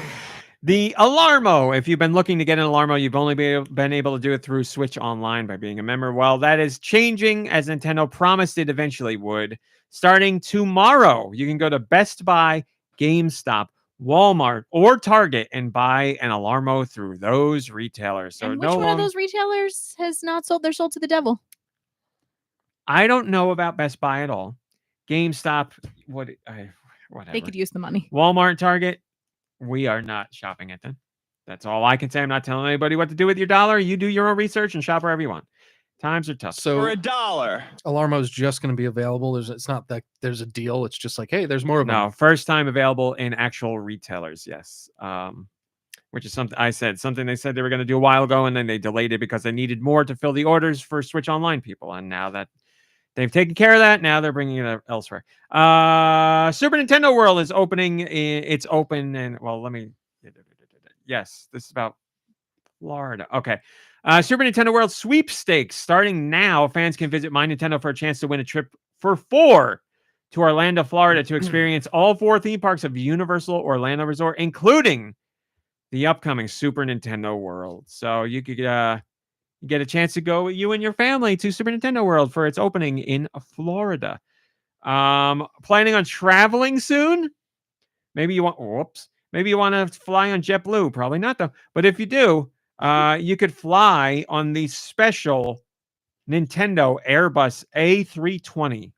It's been renamed the Cloud Top Cruiser. It is red, yellow, and blue. It has pictures of Mario, Luigi, Peach, Yoshi, Donkey Kong, and Bowser on one side of it. So inside the aircraft, the welcome screens of the welcome screens of the plane's seat back entertainment touchscreens will also include Mario and some of his pals and customers, and so it's flying out there now. So if you care about what your plane looks like when you're flying in it, you can fly in a Mario one. Is there only one plane? One Mario I believe plane? it's just one, yeah. Oh man, the odds are. Japan's got a lot. Like they've got Nintendo and Pokemon and like character specific, like Splatoon trains and planes and Animal Crossing whatever's, and yeah, they got a lot of buses and all that. There's also a Mario Kart 8 Deluxe Community Challenge event. You have a chance to receive 310 My Nintendo Platinum points between March 7th and the 17th. So right now, players will join forces to try and finish 1 million combined laps in the game. Even if you participate for just 1 lap, you'll be eligible to receive the Platinum points. There you go. Get the code in the article if you want. Nintendo says there's even more fun ways to participate in Mario Day.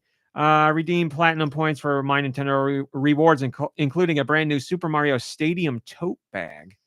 And some GameStop locations, Best Buy locations, are offering in-store demo events. Go play some Mario games there. Nintendo New York is all decked out for Mario Day. Also, if you want to know the full rundown of Mario Day festivities, go to mario.nintendo.com. There you go. Joe Shabadoo says, March the 10th be with you. That's pretty good. What's the matter there, Nicky? No, I just spent the last 5 minutes or so trying to log into my My Nintendo so that I can enter the sweepstakes, and I seem to always forget the password, and then I typed in something that I thought I had already done, and it let me in. Congratulations. They're always messing with me, and then I always get an email that says somebody is just logged in, and I'm like, it was me. Good luck on your sweepstakes entry. How much is that?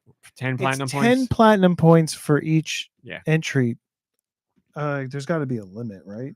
I'm sure there is. 5 times. There you go. 5 That's times. 50 5 points. times. 5 times. We talked a couple weeks ago about Nintendo and Amazon partnering up for a counterfeit Amiibo lawsuit. Well, the ruling has already come out. Seattle District Judge Marcia J. Peckman has awarded Nintendo the $7 million that they were looking for. So that's it. The sellers have been ordered to cease creating their bootleg stuff and selling it as well. Amazon shut down their accounts a while ago, so that's already done. But Nintendo got their $7 million in a move that surprises nobody. So there's your quick update on that story. Nikki Hill, I am so sorry to bring you this news. Oh boy. Devastating for you. No more hentai. There is plenty of hentai, but how it will be distributed is going to be different. So distributed hentai, sure. Hentai games on Switch. A lot of the developers were using a loophole to artificially bump their games up the list to get them more visibility. So they would be like, they put out like, I don't know, Hentai Puzzle Girls, but they do like Hentai Puzzle Girls Ultimate Edition and Special Edition and Deluxe Edition and Amazing Edition and all that. And all those would be separate listings. So it would be the same game basically with nothing really different between all of them, but they could rotate them in and out of like the new releases section. So their game would always be up there, which is not fair. And it has been like that for a while, but it seems like that has changed. All of those extra editions of those games have been removed. You cannot find them anymore. The original games are still there, as is the DLC, but adding DLC doesn't bump you up to the new games list. So all the DLC is still there. The original games are there, but these extra editions have been removed. So all those games that we were talking about releasing that had similar titles really were the same game. Nintendo in their press releases didn't report on the additions like that. So we didn't really cover any of that because they were coming out like multiple ones each week. So we really do talk about games that have a lot of similar titles and they're all different games. And well, a lot of them say hentai in their title, but that's great. So it'll keep those games from being out of the new releases unless they are literally a new release. I reached out to Nintendo for comment. Not surprisingly, they have not given me a response yet. Doesn't mean they won't. But usually when I ask for a response, Nintendo has to ask a whole bunch of people and get it approved, and it takes a while. And I know Nintendo doesn't want to put out a statement about hentai games, so I'm probably not going to get a statement, but there you go. Part of the system can no longer be gamed. Jaws32 says, I'm really glad someone is cracking this stuff down because especially, let me try this again. I'm really glad someone is cracking this stuff down because people, especially kids, shouldn't be forced to see it. I'm not going to touch that. I understand. Yes, it's bad for kids to go on a Switch eShop and be like, here's Mario versus Donkey Kong and here's Hentai Bubble Bath. Yes, you wouldn't want your kids seeing it. I'm not a parent, and I'll just leave it there. I'm not going to say anything else. Here we go, Deux. We're there. I'm ready. Pokemon. The original games, Red and Blue. I would like to hear the news of Deux. Was a hit in Japan, massive hit in Japan, and they were like, we got to bring this game to other places like North America and Europe. And Nintendo of America was like, how the hell are we going to bring this game over to North America? Because they're like, this is so Japanese. Like this is going to be way too Japanese for anybody here to want to play. How do we market this game? What do we do here? They're like, the whole idea of bug collecting in Japan is a big thing, and Pokemon is partly related to that. And they're like, nobody does that here in America, and like all these weird creatures, and they're like Nobody has monsters in their pockets here in America. And they were like, RPGs aren't that popular here. Like, we're gonna die doing this. What are we like? This isn't gonna happen. So Nintendo of America, Gail Tilden, who no longer works at Nintendo, but they were a big part of marketing back in the day. G-Till. I vaguely remember that name, but probably only in my brain. Well, I would That's be where interested if you remembering remembered it happens. somewhere else. Yeah. They talked about their time at Nintendo and how Nintendo was talking about some interesting ideas on how to potentially localize Pokemon games for North America. And they had some ideas that we should all be very happy that didn't happen. Miss Tilden says, prior to me getting involved that directly as a team lead, we had all seen the game, a black and white RPG on the Game Boy with very Japanese characters. And we were like, ugh. And then our ad agency said, could we just change the art and it'll be like gritty, and then we'll make like graffiti on the walls and stuff like that? There was also a thought like, quote, is the way that the game is formatted, could we make it that they're all baseball players in a baseball league and not a Pokemon league? And I get it. Like Pokeball, right? so they were like, this is too Japanese RPG weird. Let's make it graffiti and gritty. And instead of Pokemon battling, everybody plays baseball and they're on a baseball That is what team. the people want. And people at the company were like, yeah, this will make sense because Americans love baseball and, everything needs to be edgy and gritty, bless you. Thank you. And other people at the company were like, no, I think we should do a straightforward translation or a localization because the game is so popular in Japan. The same thing might catch on here because of what it is. So thankfully, those voices won out over the other ones. But there's a universe out there where Pokemon is there a gritty baseball game. Do you think? No. And if I'm sure there's a Pokemon not, game where there's a mini game where you play baseball. But like we have like Mario Strikers and Mario. What was the baseball? Was there a baseball one? Yeah. What was it? Deep swing. Baseball. Mario Baseball Charge? Sluggers. 3 up, 3 down. Yeah. And I There's feel basketball. I feel like Pokemon would do 1 up, well 3 if down. they did a sports. Sure, a right? spin-off. Yeah, well, that's fine. Yeah, I don't think there's no reason to not Where do they a get to spin-off use their that's sports-related. powers at bat and stuff like that. Why Yeah, I not? mean, that league would be very hard to regulate with all the Pokemon's different powers, like what's allowed to hit the ball with, what's allowed to catch the ball with. Yeah, there's lots of trouble there. But who knows what would have happened if they went this route with the original Pokemon? Maybe it would have been popular, but it would have caused a lot of trouble going forward because, subsequent games came out in Japan and they wouldn't do that. So would have every game been like a graffiti baseball game here? I don't know, but thankfully, I don't know how, especially in that era, but those who wanted a straightforward localization won out, and then obviously it was the right decision. But stranger things, why man. graffiti? Well, because it was Because it needed to be 90s, edgy baby. and cool. Yeah, Streets of exactly. Rage, baby. And the cartridge will have a smell-o-vision, and when they're walking down the street, it smells like urine. Right? Is that something? No smell-o-vision cartridges yet. And they were going to change the soundtrack to include that MC Hammer song from the Teenage Mutant Ninja Turtles movie when you go to where the teenagers are all smoking cigarettes. This is what we do. This is what we do. I was going to say Nintendo. You want regular or menthol? Oh, my body. Kiss my body. Making no movements. I don't know how it goes. Those might not be the lyrics. I don't know. If anyone can look that song up, trust me, it's great. It's a banger. Nintendo probably decided smelling like urine was a bad idea because they did the Earthbound localization or Earthbound marketing campaign here, and the campaign was this game stinks, and they had to scratch and sniff stickers, and it didn't work out for them. Stickers weren't the problem. The campaign of this game stinks was probably a really bad idea. I remember.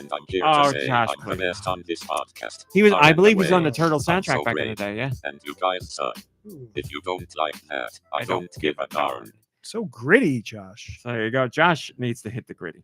There you go. Shout out to my bro. Joe Shabadoo says, wow, marketers had the serious East Asian scaries back then. No foresight or sense of how drastically the game would need to be reworked to accommodate such silliness. Thankfully, trust in the game's strength won out in the end. Yes, that, you know, to a degree, we're still there with some of that stuff. But yeah, back in the 90s, especially, it was like, this is a different culture. No, it needs to be Americanized, all of it. So Yeah. If they had only listened to Rick Steves.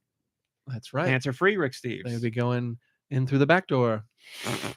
With a stranger's hand in his pocket. That's right. Photo? They were the ones who found prostate cancer, I heard. That's right. So I say that to MomBrain all the time. Gail Tilden, same person, also talked about the ideas of Legend of Zelda and Metroid movies being thrown around a long time ago, but Miyamoto was like, no, we're not doing it. They say, quote, people were always calling about doing a movie, calling Nintendo. You can imagine that the most common question is, we're calling, we'd like to do a Zelda movie. The answer was always no. Even I personally said, Mr. Miyamoto, if Steven Spielberg himself wants to do a Zelda movie, what is the answer? Miyamoto said, no. So that was it. The answer was always no. And then furthermore, this is really interesting about the Metroid movie idea. He says, we had several meetings over the Metroid movie. It took a long time, but we wouldn't talk about who should play Samus. Should it?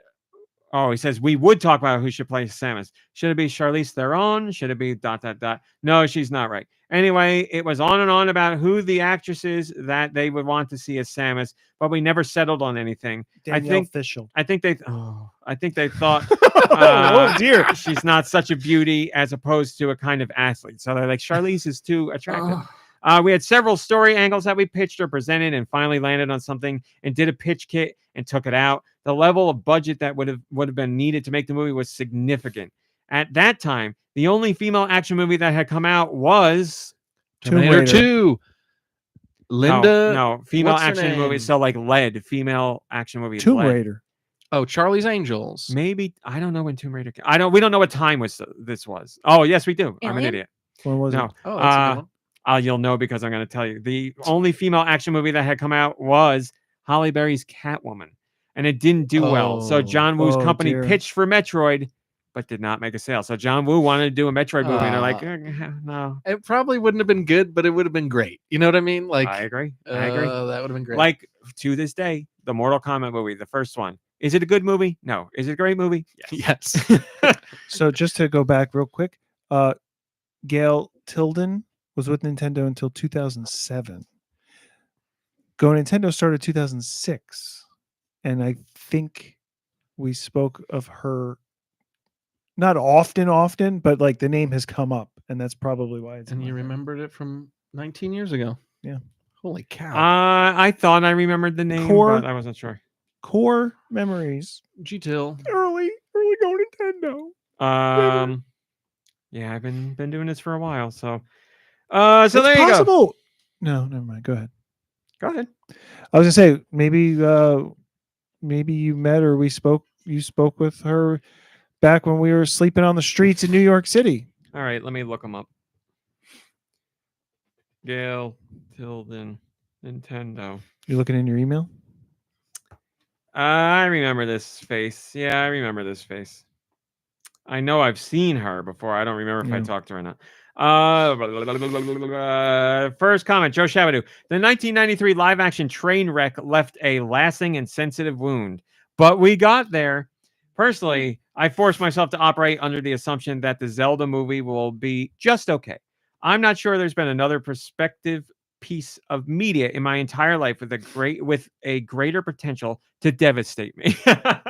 Well, let's hope it doesn't devastate you, but I will agree that the potential is there, my friend. That's that. Let's go here. Your nominees for the 2025 World Video Game Hall of Fame. These are just the nominees. The winners will be announced. I don't remember when. Soon. Very good, MomBrain.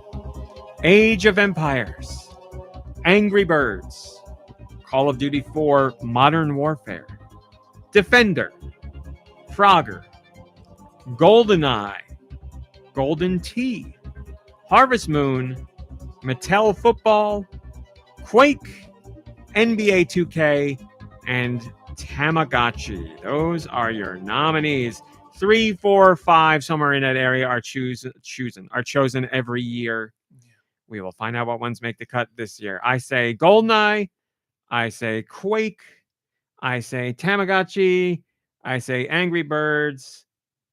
And I'll throw a Frogger in there. That's if I'm going 5, that's my top 5 pick. All culturally, historically significant moments in the game industry. Those are my picks. What's it? I always am baffled by this list because there's always stuff on there that you're like, this isn't in there yet. Like Frogger, you think would just be like automatically inducted because it's Frogger. Yeah.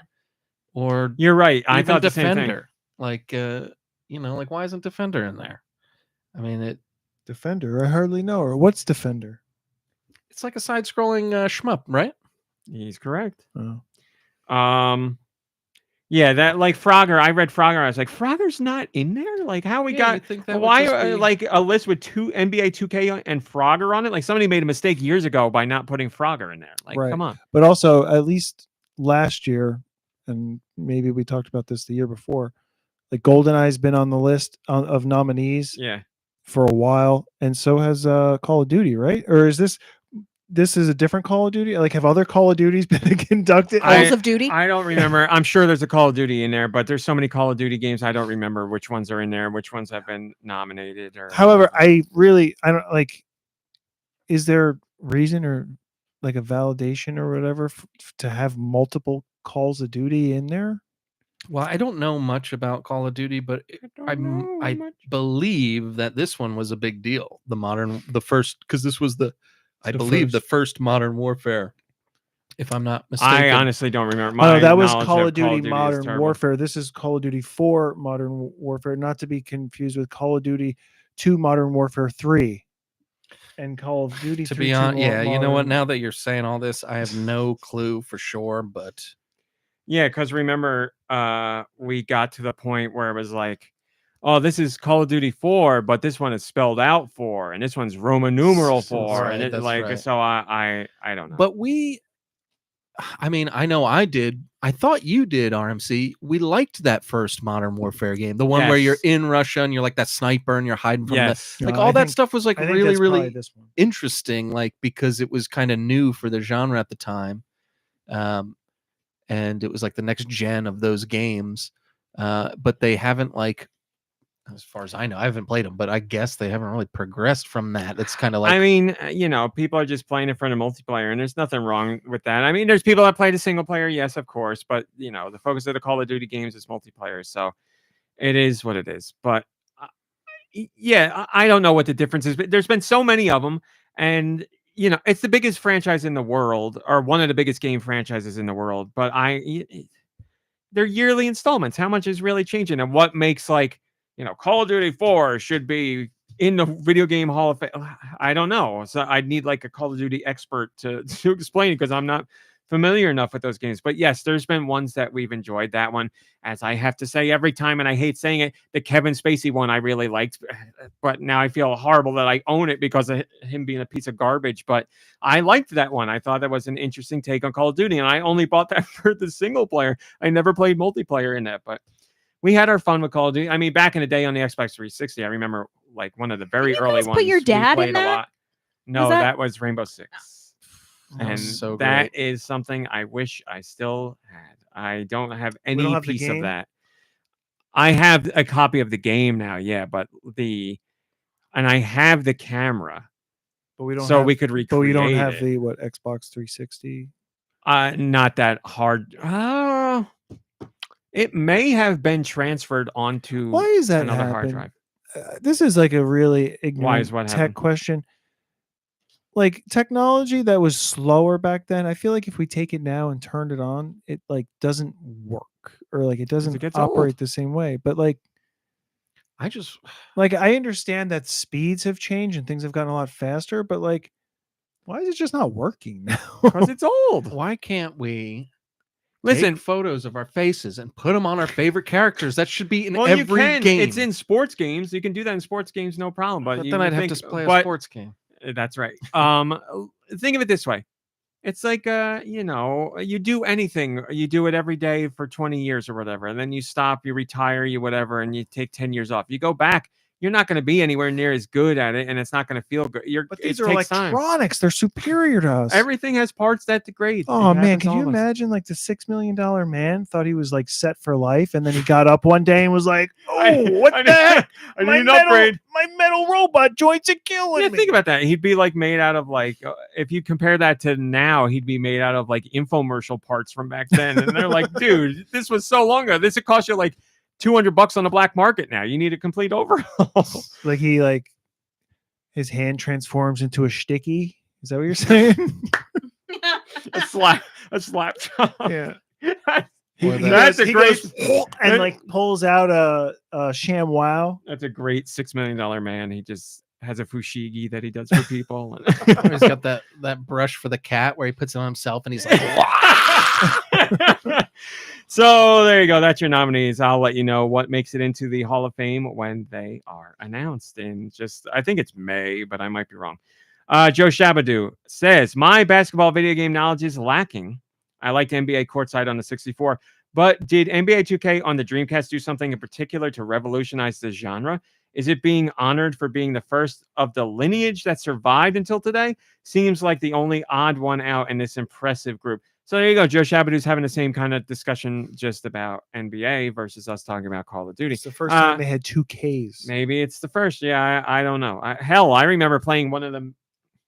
No, it was NFL 2K. I remember playing NFL 2K on the Dreamcast because it was the first game that had online play. And I was like, of course I'm going to try this. And I rented it and played. And I was like, I don't know what I'm doing, but this is the coolest thing I've ever seen. Because like somebody else was playing the other team, and I was like, this is incredible. And I had like my little Dreamcast keyboard and everything, and I was like, I don't know what I'm doing, but this is great. That brings me to the memory of Splinter Cell in a movie theater playing somebody in a movie theater in New York playing somebody in a movie theater in California. Yeah. Man, the fact that we went future to and we were at a movie, it was amazing. Like that, it was a movie theater in Times Square. That was like our Super Mario Brothers 3 moment from the Wiz or from the Wizard. It was like I was in the movie theater watching them play on. Yeah, that was this great. Day is killing Plus me. that guy, the light, something that stuck with us all the way to this day. God. I can't even get anywhere close to screaming like that man screamed. That was Unbelievable. Yeah, I hope he's doing well. And I think of that guy long screaming dead. the light, and it brings me back to the other famous video from the internet with the Star Wars guy, where somebody's about to take a picture of Star Wars on the screen, and the theater's pitch black, and somebody uses the flash on their phone, and he goes, "Turn off the flash, you effing moron!" And it goes, "Bam!" Star Wars. It's one of the greatest videos ever. It's so good. Love that video. All right, we did that. What do we got here? All right, MomBrain, jingle me up. Jingle me, please, MomBrain. Jingle me. I will be jingling. Giddy up, jingle horse. Oh, we don't. All right. Thank you, MomBrain. Here's what we got this week on the Switch. Suikoden 1 and 2 HD Remaster. So the first game and the second game completely overhauled. Took them 5 years to do. Suikoden. Now they're about. Oh, that's no. Oh my God, that's not Suika game. That's not. Yeah, that's not It's the not water fruit game. that's This is an not the RPG. watermelon Yeah. game. Okay. 3D Don't Die, Mr. Robot. Airy Dreamland. Alter Age. Arcade Archives. Dead Connection. Ball It Hell. Let me try that again. Thank you. Be Brave, Barb. Okay. Beyond the Ice Palace 2. Cats and Seek Dino Park. Centum. Damn near rectum. Choco Nana. Cubity Cube. Despera Drops. The PC-8801 version of The Legends of Heroes Saga. Eldrador. Did you say Legends? The Legend of Heroes, sorry. Eldrador Creature Shadowfall. Ever 17, The Out of Infinity. Never 7, or you can get both of those games in a double pack. Fate Reawakened. Flight Simulator Pro 2024. Go Fight Fantastic. Golden Warden. Golf Loop. Grab It Crane Game. Careful there. Gunso's Skateboard Run. Jump Race. Kamikaze Last Planes. It is a visual novel that is slightly hentai-ish, where the women turn into planes, and it also becomes a shmup. I'm intrigued. It is Women's History Month. Followed by Kawaii Girls, Mainframes, Malignant Survivors. Happy women. You said month? Today is also It's International Women's Day, Ah, but yes. the month is Women's History. Yeah, we get a whole month. And a day. Well, On not top on of some it. calendars anymore. I said that. Mechanic Supermarket Simulator. Morkel Ragast's Rage. Owl Project 2. Peachy Derby.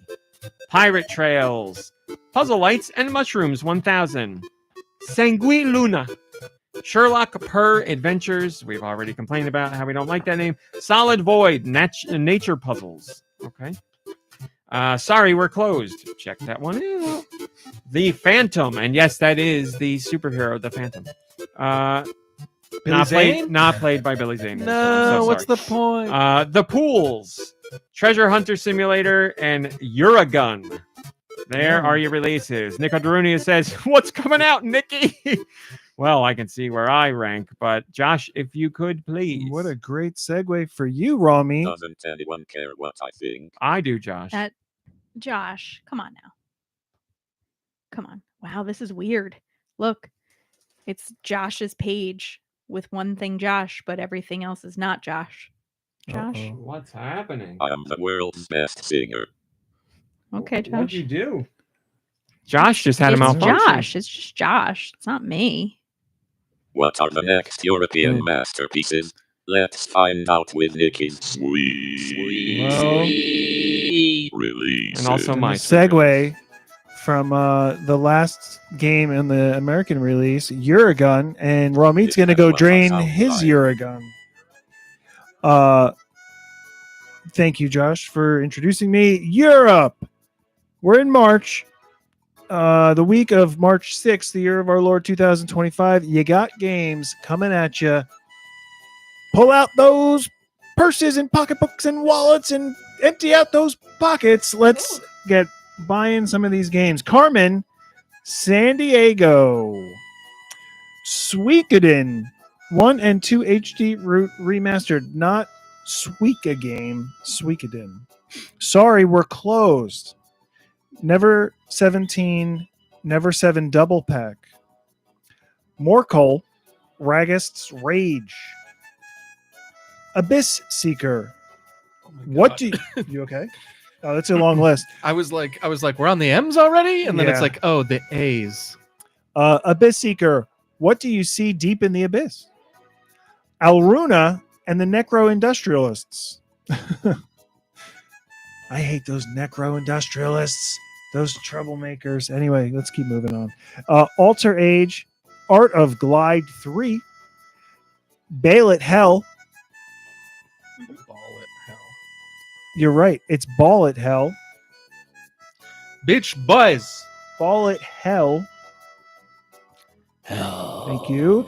Beach Boys 3, Zodiac Signs, Love, and Horoscope Dating. I don't think that's the Beach Boys music group.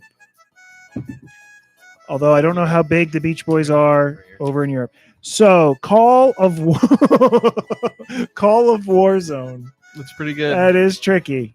Cat President, A More Perfect Union. Now we're talking. Well done. Cats and Seek, Dino Park. It's one thing I always wanted, where it was a game with cats and dinosaurs together. Choconaka? Nope. Choconana?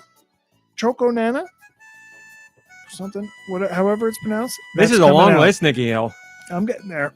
Cosmic Fantasy Ooh, 4. long list. Prelude to Try Legend. again later.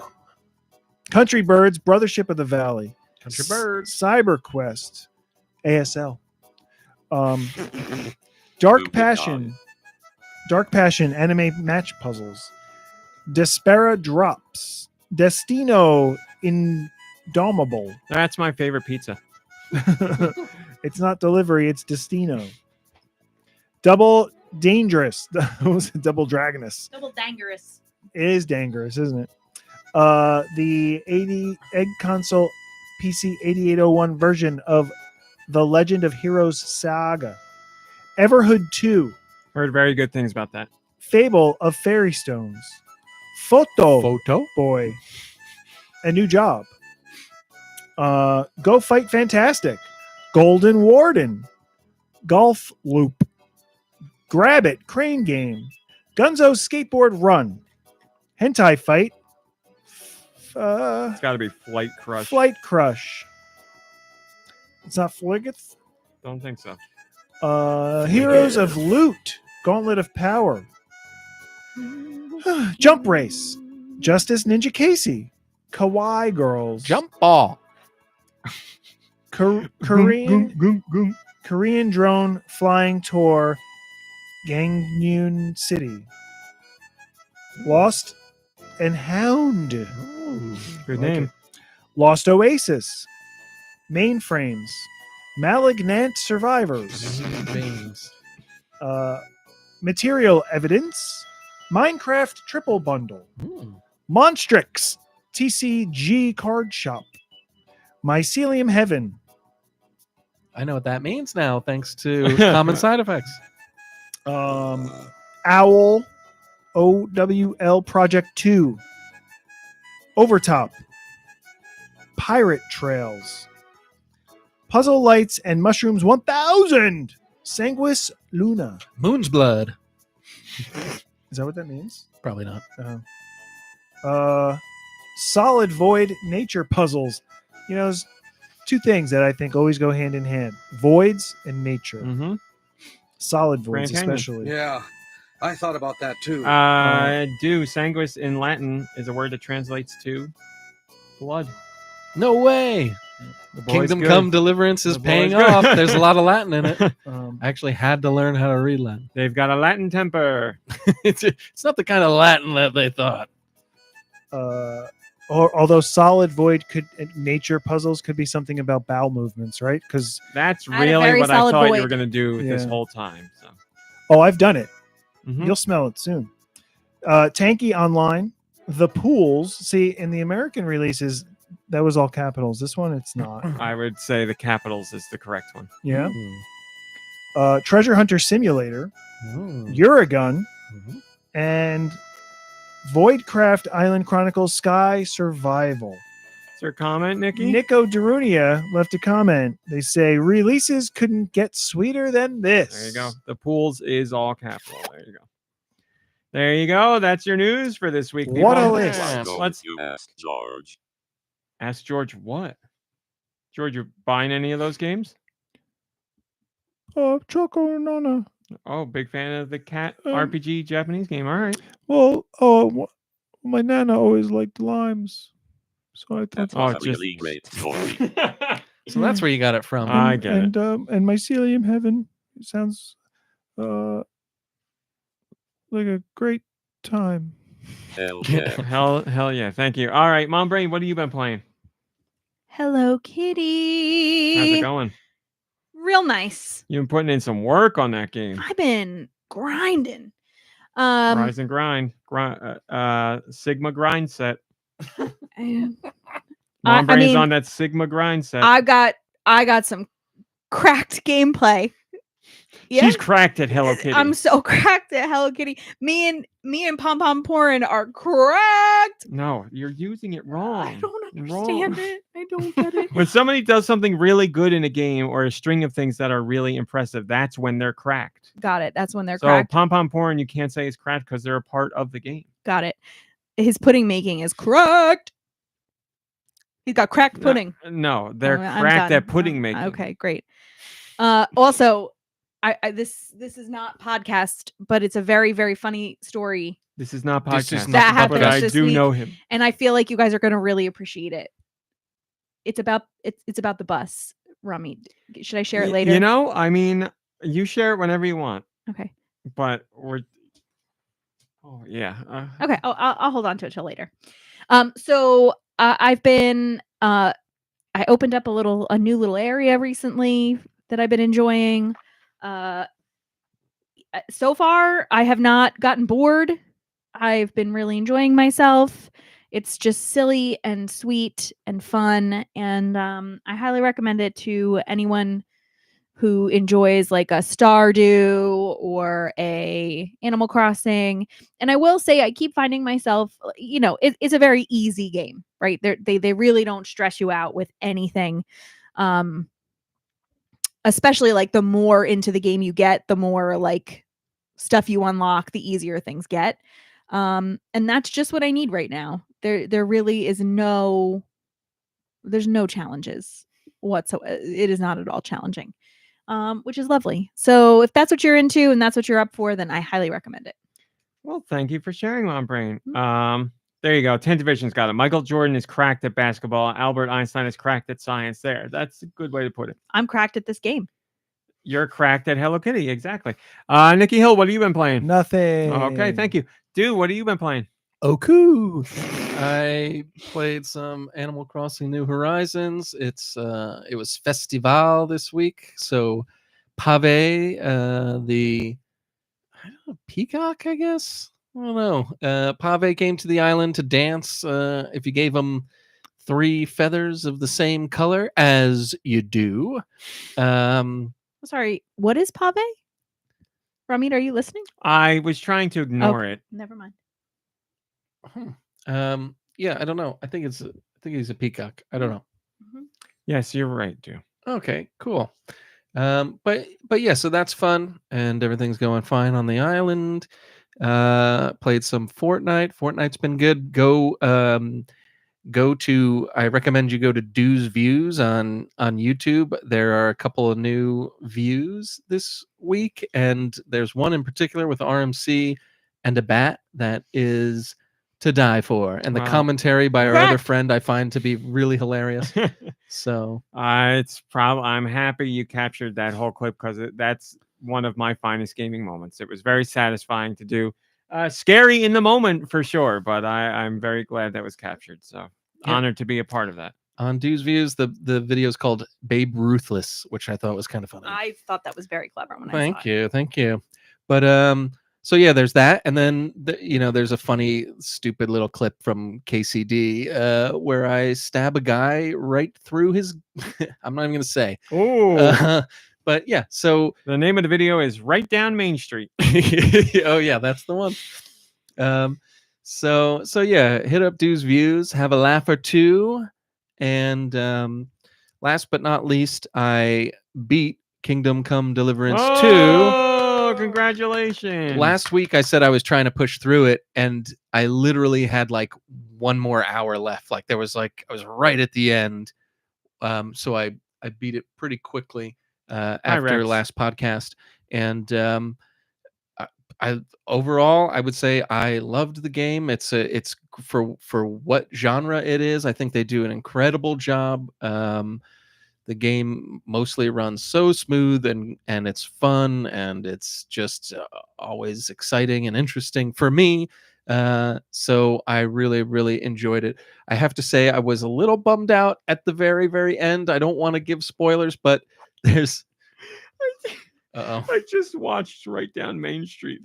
Isn't that great? That's terrible. Yeah, how awful is that? It's in the Discord if you guys want to see it. Wow, that's a clip. Yeah. Maybe I should play this game. Yeah, it's not too bad. But yeah, at the end of the game, so during the game, you get to make choices, just like a lot of games these days. And the choices what I appreciated about this game is like the choices seemed to make a difference in the world moving forward. So not only did it feel like your choices mattered, but it also it kind of pushed me to like try to do things peacefully, like upgrade my speech skills so I could talk my way out of like battles or talk my way into saving somebody's life or whatever. So at the end of the game, I don't want to give details, but like there's a part where there's a cutscene and they're just going down like everything you've done during the game, and they're like, in my case, I play mostly as a good person. I don't kill any innocents, and the only thing bad I did was like steal, which stinks, but like compared to everything good that I did in the game, it should have been like a drop in the bucket. So they're going down and they're like, oh, you saved these 2 villages. They wanted to burn down the village and you saved them both. And this person was going to get killed and you saved them. And you could have had revenge on this person and you took the high road. It was like all these like amazing things about myself. And then it was just like, oh, but you stole from people. That's not good. And like you have an option to like say one of 3 things. And I don't want to give away what I said, but like basically the right answer to get like the best ending, you had to pick a specific answer.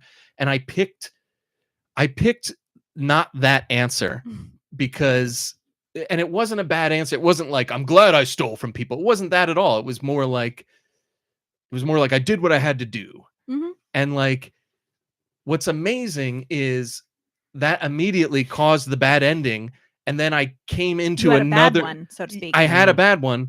And then I came into like the final cutscene, and everything that was said in that scene negated what happened in the previous scene where we did the breakdown. The guy was just like, oh, like so-and-so would be proud of you, buddy. And it's like, no, they weren't. Like but like your character can't say anything. Like they don't, there's not a button to be like, actually, they hated my guts. Yeah. Like, so like, it took like 140 hours of like immersive playthrough where I was 80%, I'd say at least 80% good, 20% bad.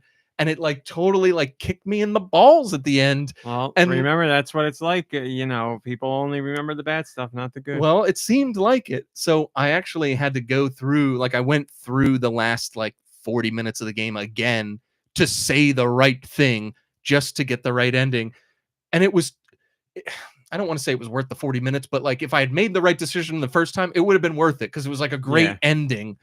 And it was just like, I can't believe they did that to some. And like the worst thing about it, if you pick the option that gives you the good ending, because I don't know, in like games like that, they don't, it might be like the option might be like, I did what I had to do. And then when you click on it, he's like, screw you. I did what I needed. Like, so like, I picked on the thing that was supposed to be like the good ending, which did turn out to be the good ending.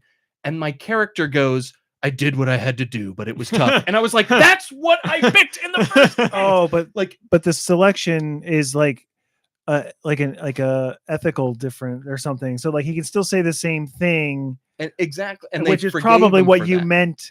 When you clicked it. And that's where the frustration comes in, because sometimes, not often, and not in this game a lot, but like sometimes there'll be like an option that you pick and he says something totally different. Yeah. Doesn't happen in this game a lot, but I've had it happen in some games. That's frustrating because they only give you certain things to say and you want to say what you want to say, but like the option for what you want to say is either not there or it's there in a way that doesn't mean the same way that you want to say. But it also makes me think that if I went through the game playing as a bad guy the whole time, that I could just make the right choice of what to say at the end. They'd be like, "Oh, we forgive," like so.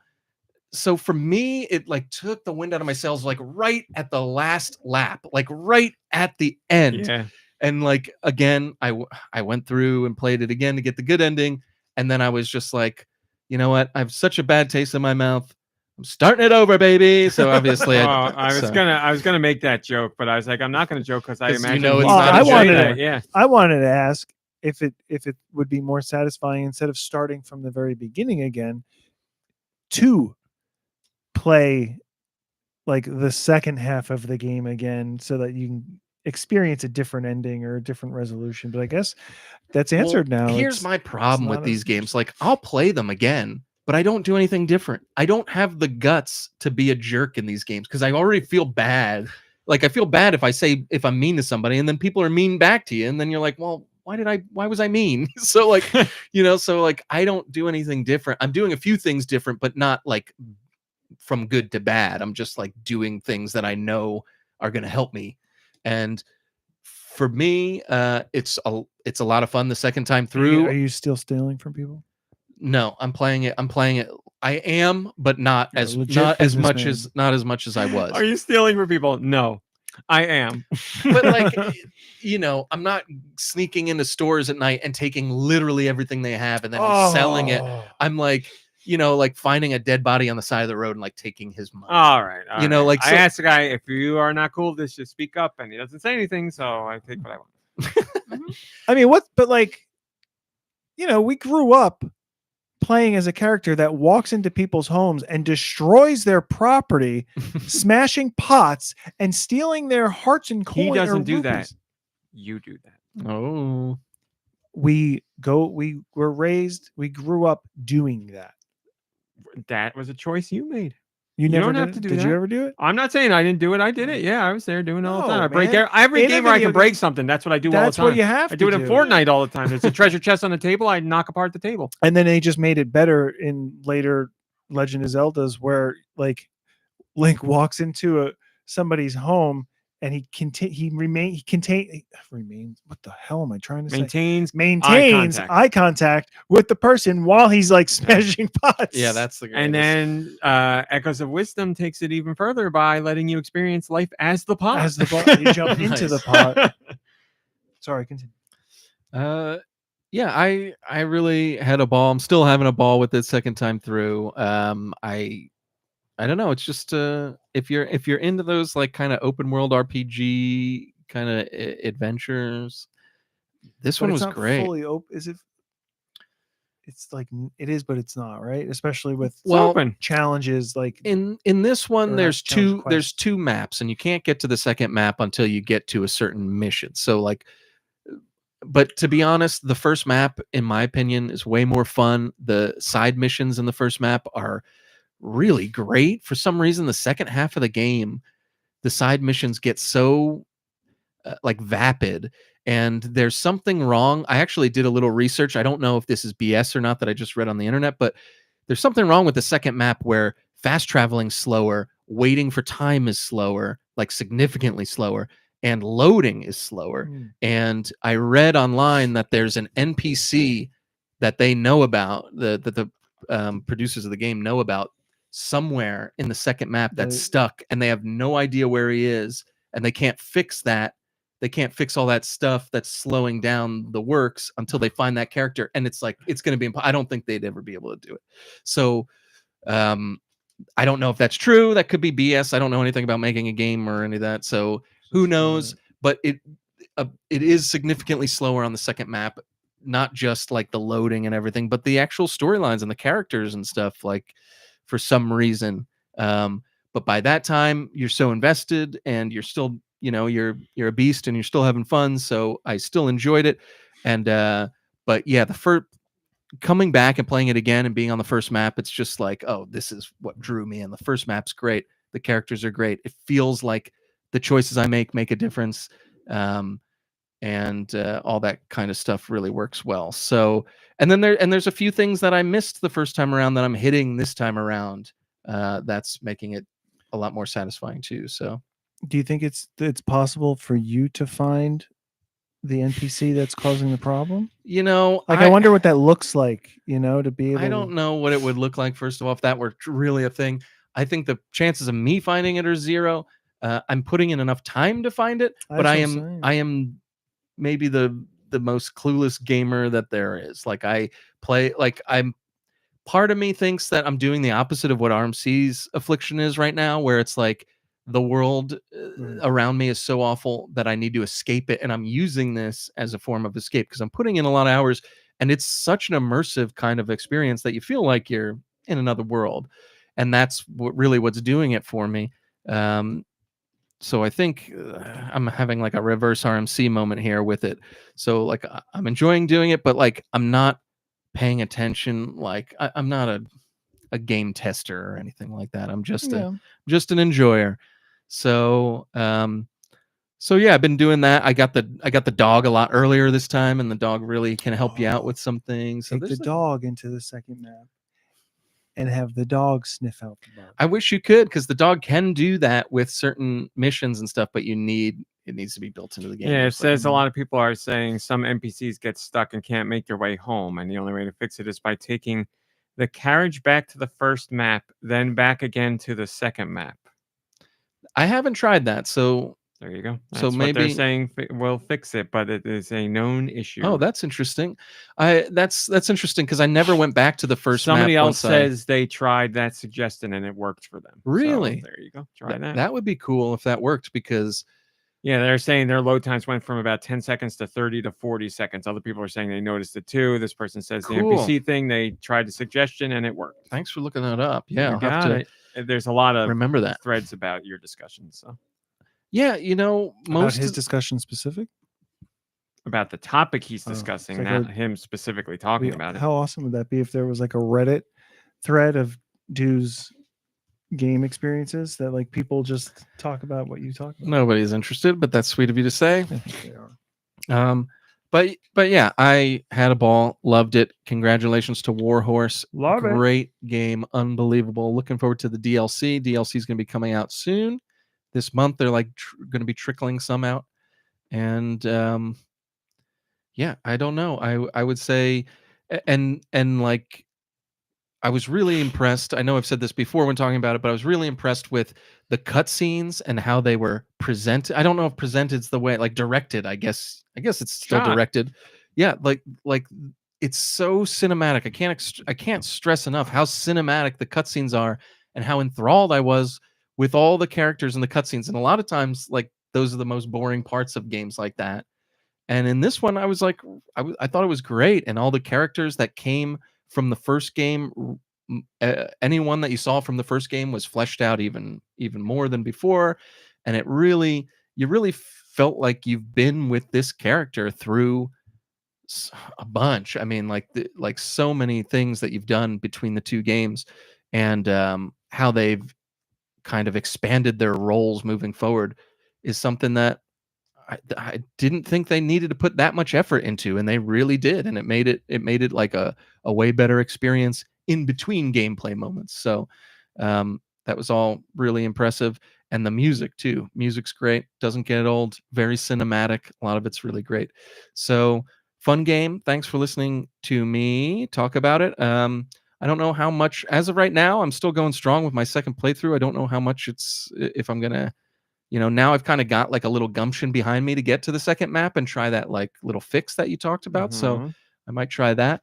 And that, yeah, that's all I have to say about that. So thank you everyone for listening. RMC, what have you been playing? Thanks for asking. As I said, for the last few weeks, broken record, I've been in a funk, but I really tried to get some game time in this week, and I definitely played things. I'm still struggling, but I played things. So I played Fortnite, as I always do. Had a lot of fun. Had that great moment that I'm very proud of. Good times at Fortnite. New content coming this Tuesday, I believe. New items and a new boss fight to have and good stuff. So enjoying it as always.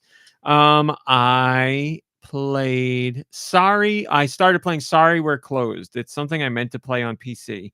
I never got around to it. As always, things go into the backlog and you never get to them. And I was like, when it comes to Switch, I will play it there. And now it's available for everyone on Switch. So I have it. It is. I don't want to call it a visual novel because it is definitely not, but there is a narrative aspect to it. There is something to it. There's a lot to it that I think you would appreciate because it seems the game's split up into two parts based on what I played. There's a part where you go around town and you talk to people and you advance the story and find out what's going on. Then there is like the dungeon combat, whatever. And it is extremely similar to Resident Evil Silent Hill, old school. So like fixed camera angles and stuff like that. In some scenes, camera moves with you in other scenes. But and it's a lot. I mean, it's very clearly influenced by Silent Hill, Resident Evil, pretty equal parts. I don't want to get into story spoilers, but you're fighting these weirdo demons. And it just you hold ZL to pull out your gun and you shoot with the other trigger, and just the enemy movement it's very much like Silent Hill and Resident Evil, classic style. It also has it's definitely inspired by Killer 7. There's aspects that definitely feel like Killer 7, the way combat's handled, and the visual style is like Killer 7. It's got a really cool mechanic in combat where you can shoot or attack enemies anywhere. So like, their arms, their head, whatever. But you also have a third eye, and if you activate it, it makes like a circle around you. And if an enemy gets caught in that circle, it stuns them for like a second and it lights up like a heart on them. But from that point on, you can only attack the heart. It's a quicker way to kill any enemy, but it's only a specific spot you can hit. So it's up to you whether you want to spend more ammo and just shoot them anywhere and take care of them, or get in closer to activate your third eye and then hopefully use less ammo to get the job So that's done. the Killer 7. Yeah, and like part, when kind you're of. attacking, you are locked into that spot. You're not moving because the game is in third person, but when the walking around part is in third person, and then when you go into combat, you bring up a first person view and you're locked into first person view. So you're either swinging a melee weapon or you're shooting something. I don't know what else there's going to be. And you can fill up.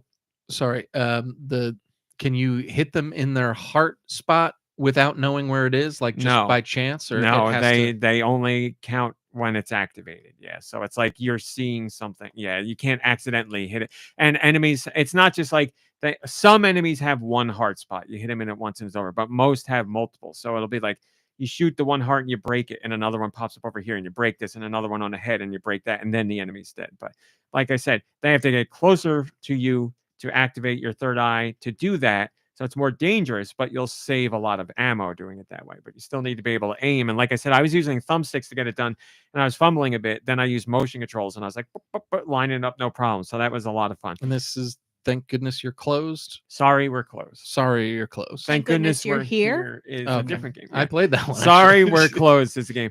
It's about this girl who has she has a dream, and she thinks it's a dream, but it's not. She's been brought into some other world, and she's been attacked by this thing. This thing is like grooming her, basically. And when she wakes up in the real world, she has an injury on her head, on her forehead, but it's not actually an injury. She learns that it's a third eye that lets her see things between both worlds. It'd be like if you took a Silent Hill game and you could see both worlds at the same time. So you're wandering around in Devilscape, you activate the third eye, and you can see what the real world looks like there. So she has to close up shop. She can't work for the day because she's got to take care of fighting. Well, the action only happens when she quits work for the day.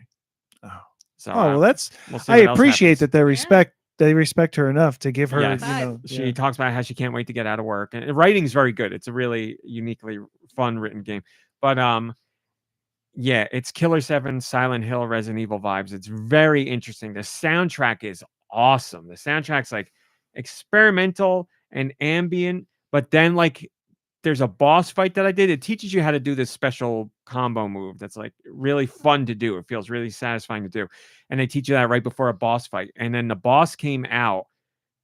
It's a really cool boss fight. I don't want to spoil it, but the boss comes out and it changed to like a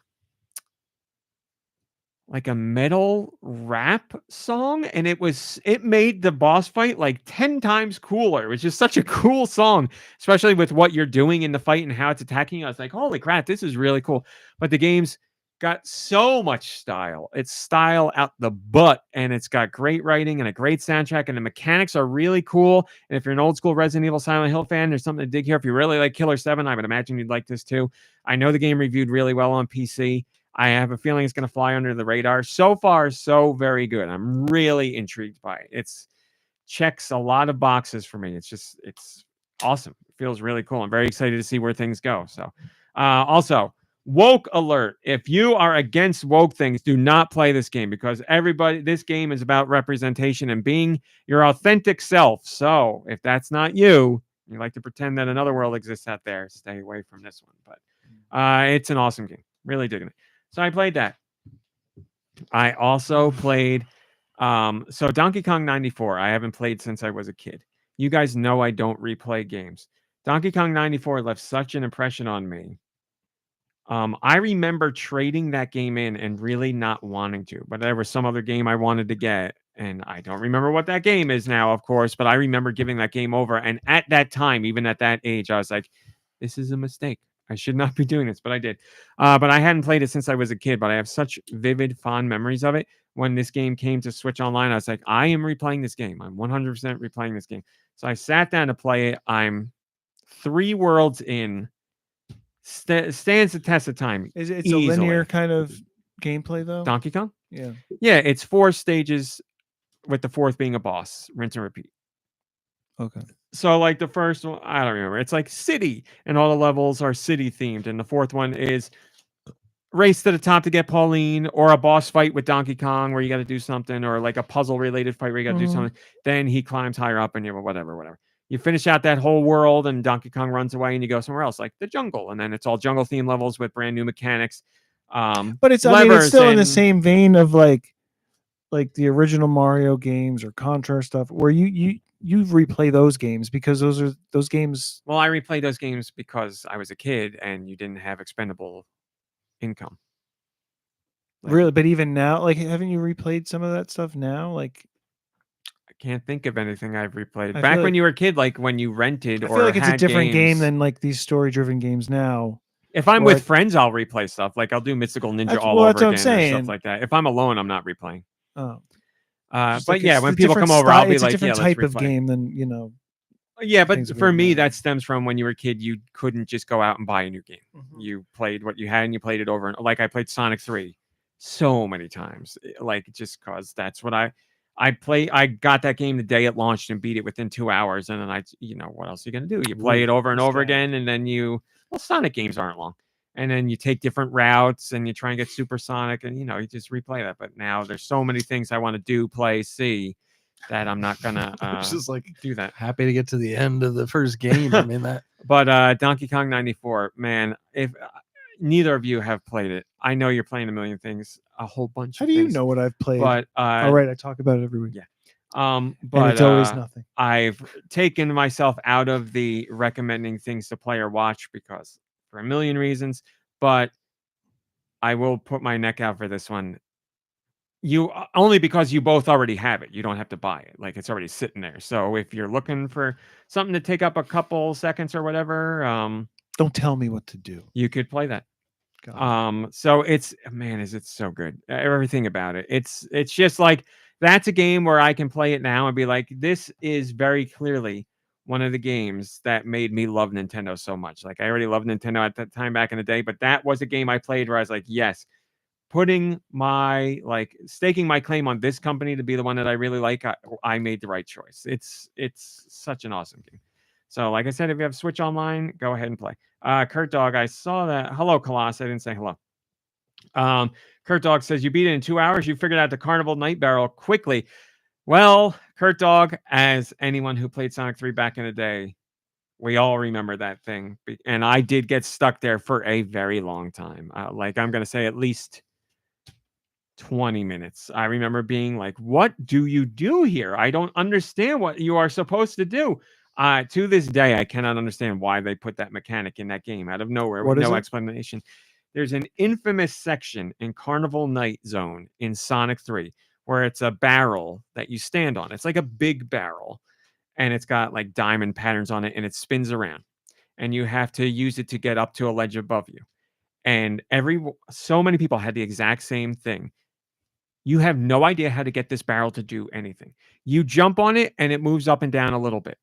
So you're like, oh, I got to bounce high enough. And it just doesn't work. And then like you think you're getting somewhere with it and it doesn't work. And you're just like, what am I supposed to do with it? Like I can't. And you try and run really quickly to get to it and jump on it and launch it. It doesn't work.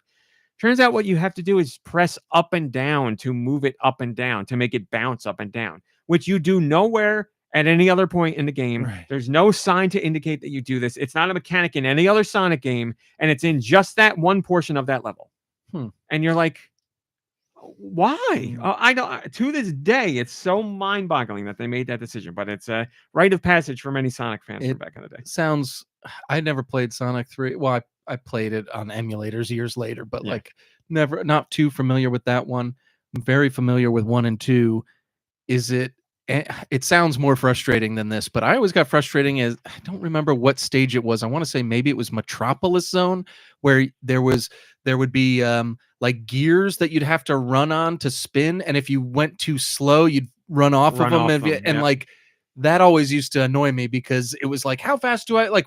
Where's Yeah. the sweet spot where? Or Because You're too slow. you jump off and like jump in the wrong direction. yeah, like Yeah. and you're like, what the heck was that? I've done that before where like I jumped off and just rocketed right to the like a pit and down into the ground. So Yeah. like 3 floors below. There you go. Radical defect. That's right. That's the barrel. That's what it looks like. Somebody made it into a mug.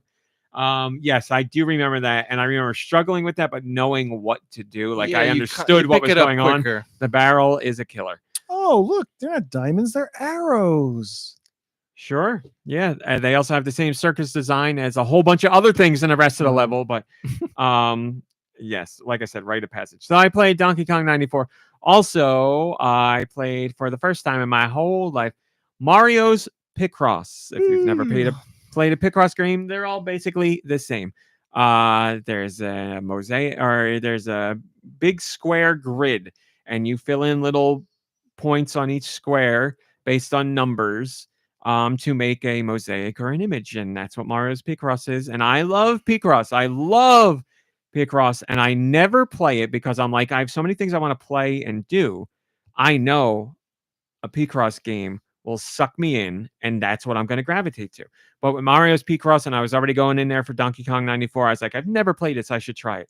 And I don't know if the two of you saw, but when you came into the house, the Switch is out on the coffee table because I can't stop playing the game, just like I thought. I did see that. It's great, and I'm like, I'll pick it up and I'll do one puzzle, and then I'm like, I'll do one more puzzle, and whatever. I love it. Picross is so simple, but so involved and so much fun. It's such a good puzzle game. If you picked up one puzzle and did, like, puzzles have a 30-minute time limit, they're not going to take that long. But if you picked up the game and played one puzzle every so often, you know, 15 minutes here or something like that. I know I could just Google this and not seem like an idiot, but so would it be like Mario Sudoku or something? Like, it's not, Nintendo didn't invent Picross. I can't imagine.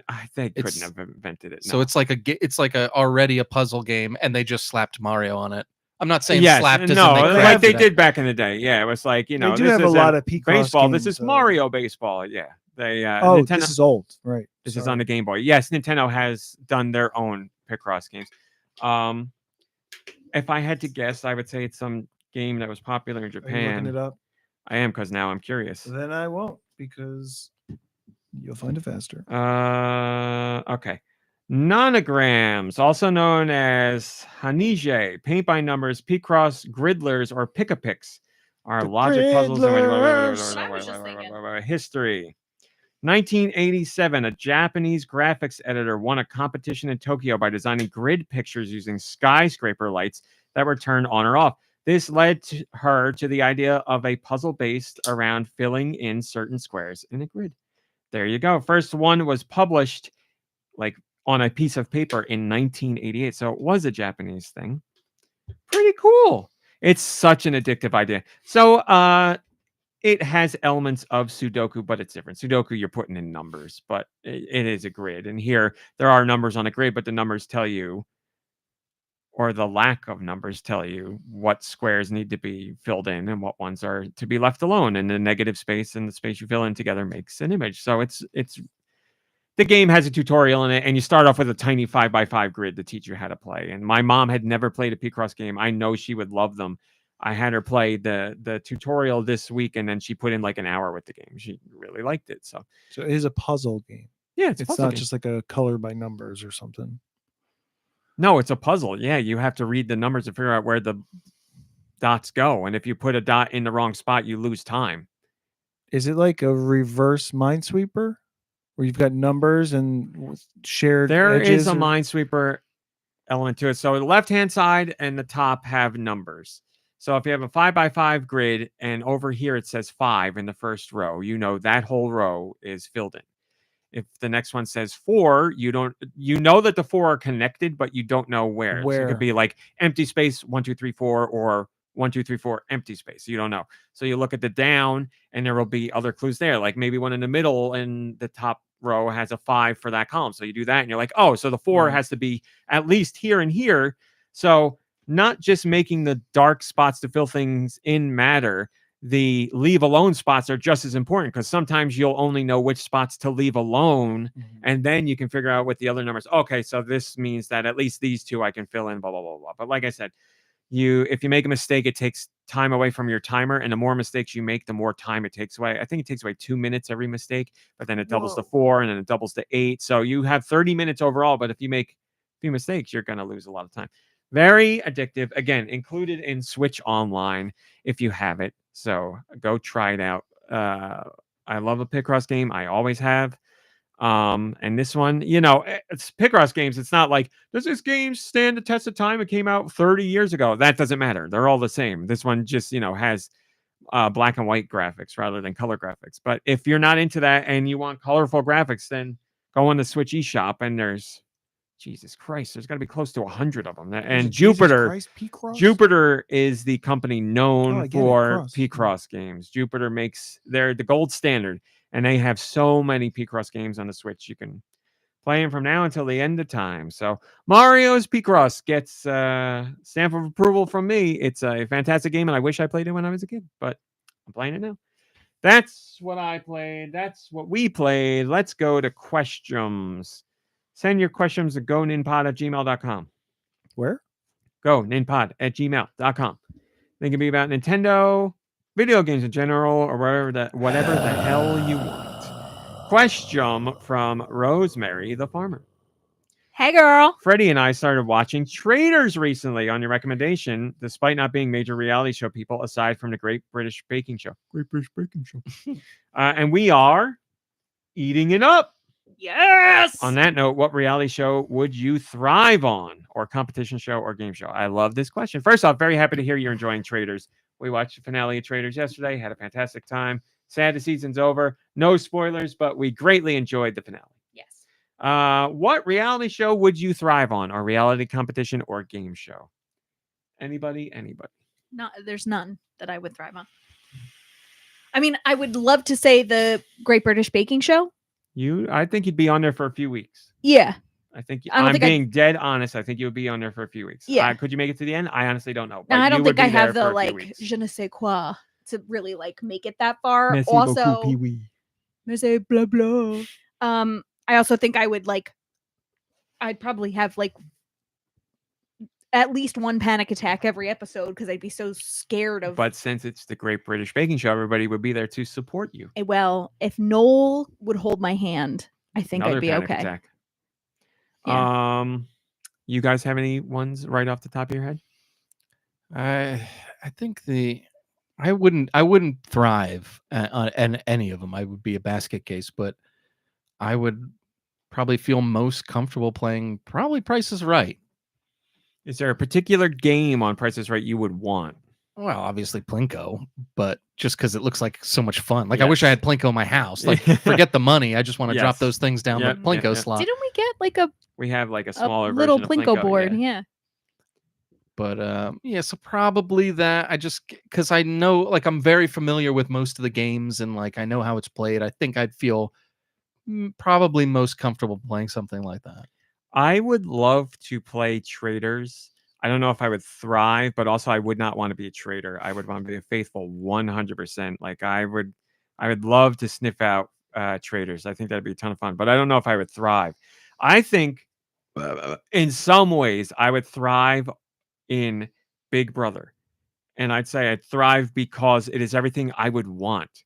You're trapped in a house. I hate going outside. You don't have to work, which is fantastic. You just sit around, you eat, and you play some games, and you talk with people. It's like a dream come true. I would thrive in that kind of setting. I'm not saying I would be good at the game. It's a big mental game, and you guys backstab people. But you don't like British people, though. Well, it's an American game, so. Oh, it is? I do like British people. I don't know where that's coming from. I think it started there, and right now it's American. There's an American version. Everybody's got a version of it. I don't know. But yes, I just you literally are in the house. You cannot leave, which I never want to. And you're just going to hang out and talk with people. Come on. You could do the circle. I would like the circle because I would love being alone in my own little spot. And no one's going to come talk to me. I wouldn't want to be. I don't have a problem being alone, but I don't want to be alone in the circle. And plus, the circle would be fun. The circle would be fun. Yeah, man. I don't know that I'd thrive at it, but there's something to it, certainly. I don't know if I'd thrive in anything, but I would love a week of just each day doing a different Nickelodeon game show of Double Dare. Oh yeah. What would you do? Legends of the Wild Hidden and Crazy Temple. Kids, Legends of the Hidden Temple, Nick Uh, Arcade. Let's like do it all. You Oh, know? Summer Sanders. Guts, Yeah, I love Summer all Sanders, of those. Summer Blast or whatever. All great. Is that her porn movie? No, the one that's the game show that Summer Sanders hosted on Nickelodeon. I don't know. No, she Figure did. It Out. That's what Kurt Dog just I'm said. sorry. Figure It Out.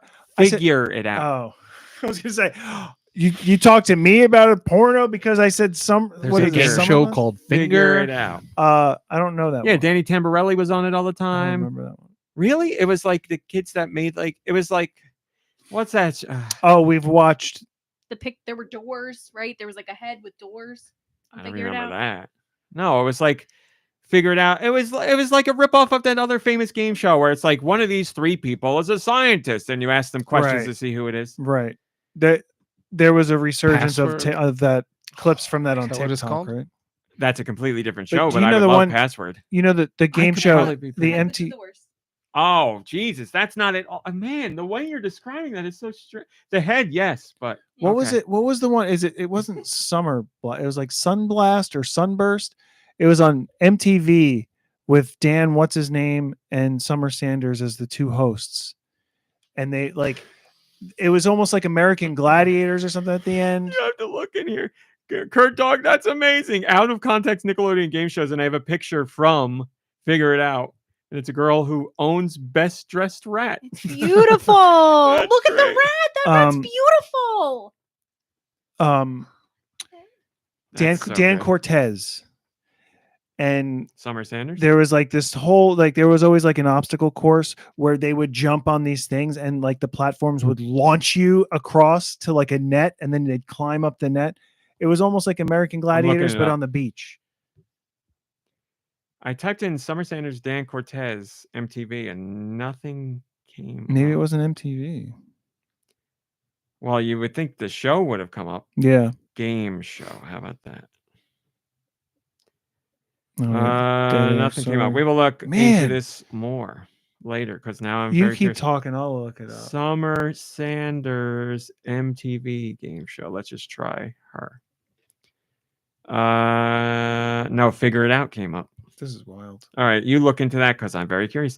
If I was on Price is Right, I would want to do cliffhangers because I know I could win that instantly. You got a $20 to $30 prize, a $30 to $40 prize, and a $40 to $50 prize. That's it. You put your numbers in the middle, you're gonna win. That's all there is to it. It's never any different. It's like the lowest score they'll go, or the lowest dollar amount they'll go for the first prize is $18. So you bid in the middle, you'll have more than enough numbers, and you won't go over the top. Fun wise, Plinko, without a doubt. Yes, it just Plinko. You got to guess the prices right to get your chips, and then you got to hope the chips fall in the right spots. But Plinko would be a ton of fun. I think we have to dig out the Plinko board we have, and it's in I that think we one have closet. I know where it is. I want to go through these closets. I bet there's great stuff in not the one in my office. This one's gonna be. They're both terrible. there. But I feel like we should use that to make decisions. Like put the Plinko board up and then put our choices at the bottom and be like, all right. You're gonna make me go in there now. I want to do that too. Go ahead. It's called Sandblast. So it's very close. Sanders Blast. Sandblast, but like on Wikipedia, you can't even click on it to get information What about about it. a blast? We got the blast part. So apparently, it was just one season, I guess, and like it's such a core memory for me, mostly because of Summer Sanders.